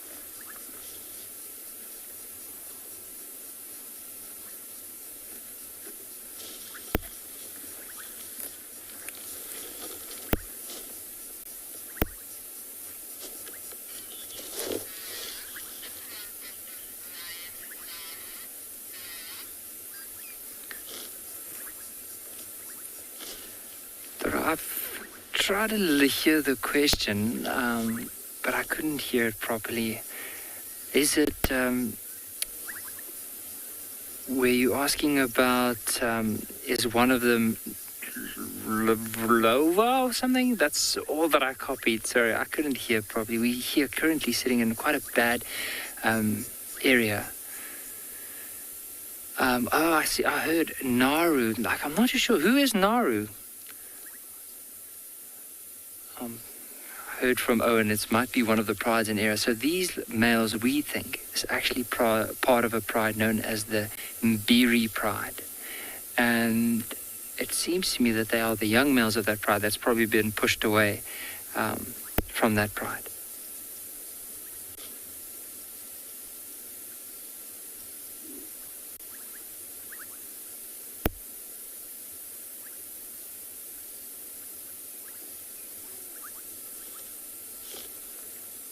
Just for now, they are so relaxed around this waterhole. I can hear there's a spotted eagle owl. You can just hear like in the distance. Just to show you where we are now. Now, also just think about it, like these lions have strategically placed themselves in such a nice area that even though they are full, and maybe let's say there's a chance of buffalo or something coming down to drink water, I mean, even though they are full, they would make use of that opportunity because they never know when the next meal is going to be.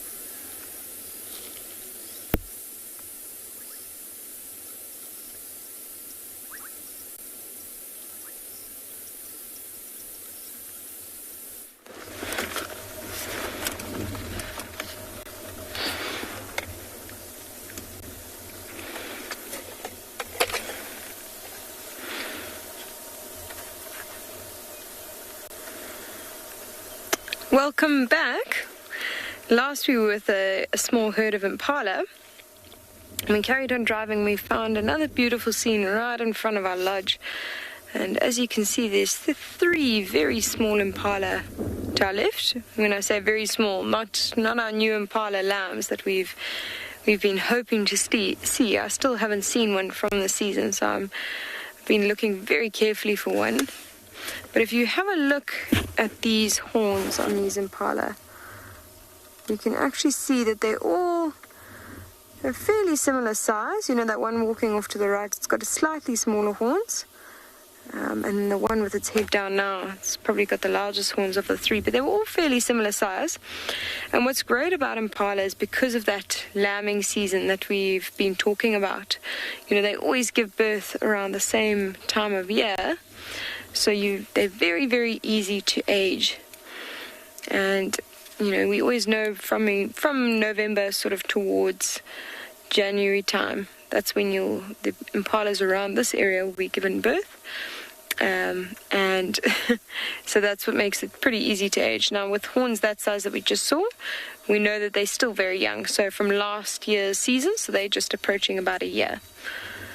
I'm just going to move forward a little bit because we had some Nyala disappear behind the bush.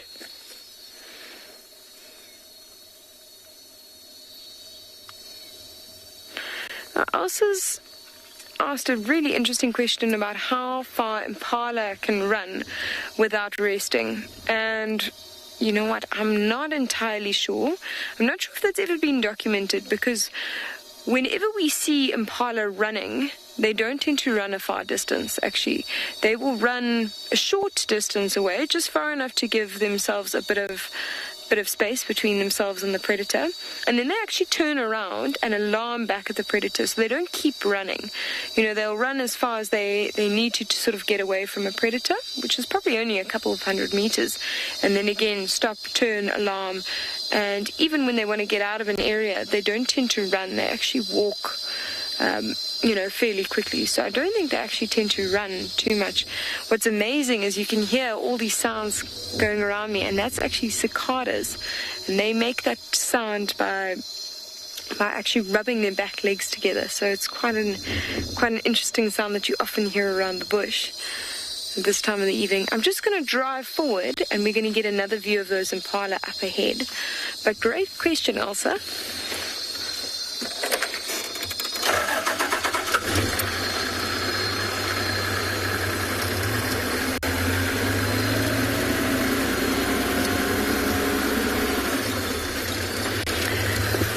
So The reason we always do game drive, I'm just going to go a little bit further, early in the morning and late afternoon is obviously because the animals are more active then, and because it's a nice cool time to see them, but also because of the sounds that you hear, you know, early morning and late afternoon, just as we're hearing right now. So we've got two young Inyala right in front of us. You can see the one very small one that's just leaned down and was busy feeding. And then there's a brown one that's in front of it. And you can see that its horns are starting to grow as well. And if you compare that horn size to those impala that we saw just now, you know, it's a fairly similar horn size.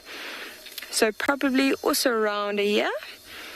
And also we can see it's starting to turn brown when they're young, very young. They're the same sort of red-brown color that young one is. So they will start changing that coat color when they're about 10 to 14 months. So we can quite happily say that one over there is about a year old. We're going to sit and take in this beautiful scene all around us.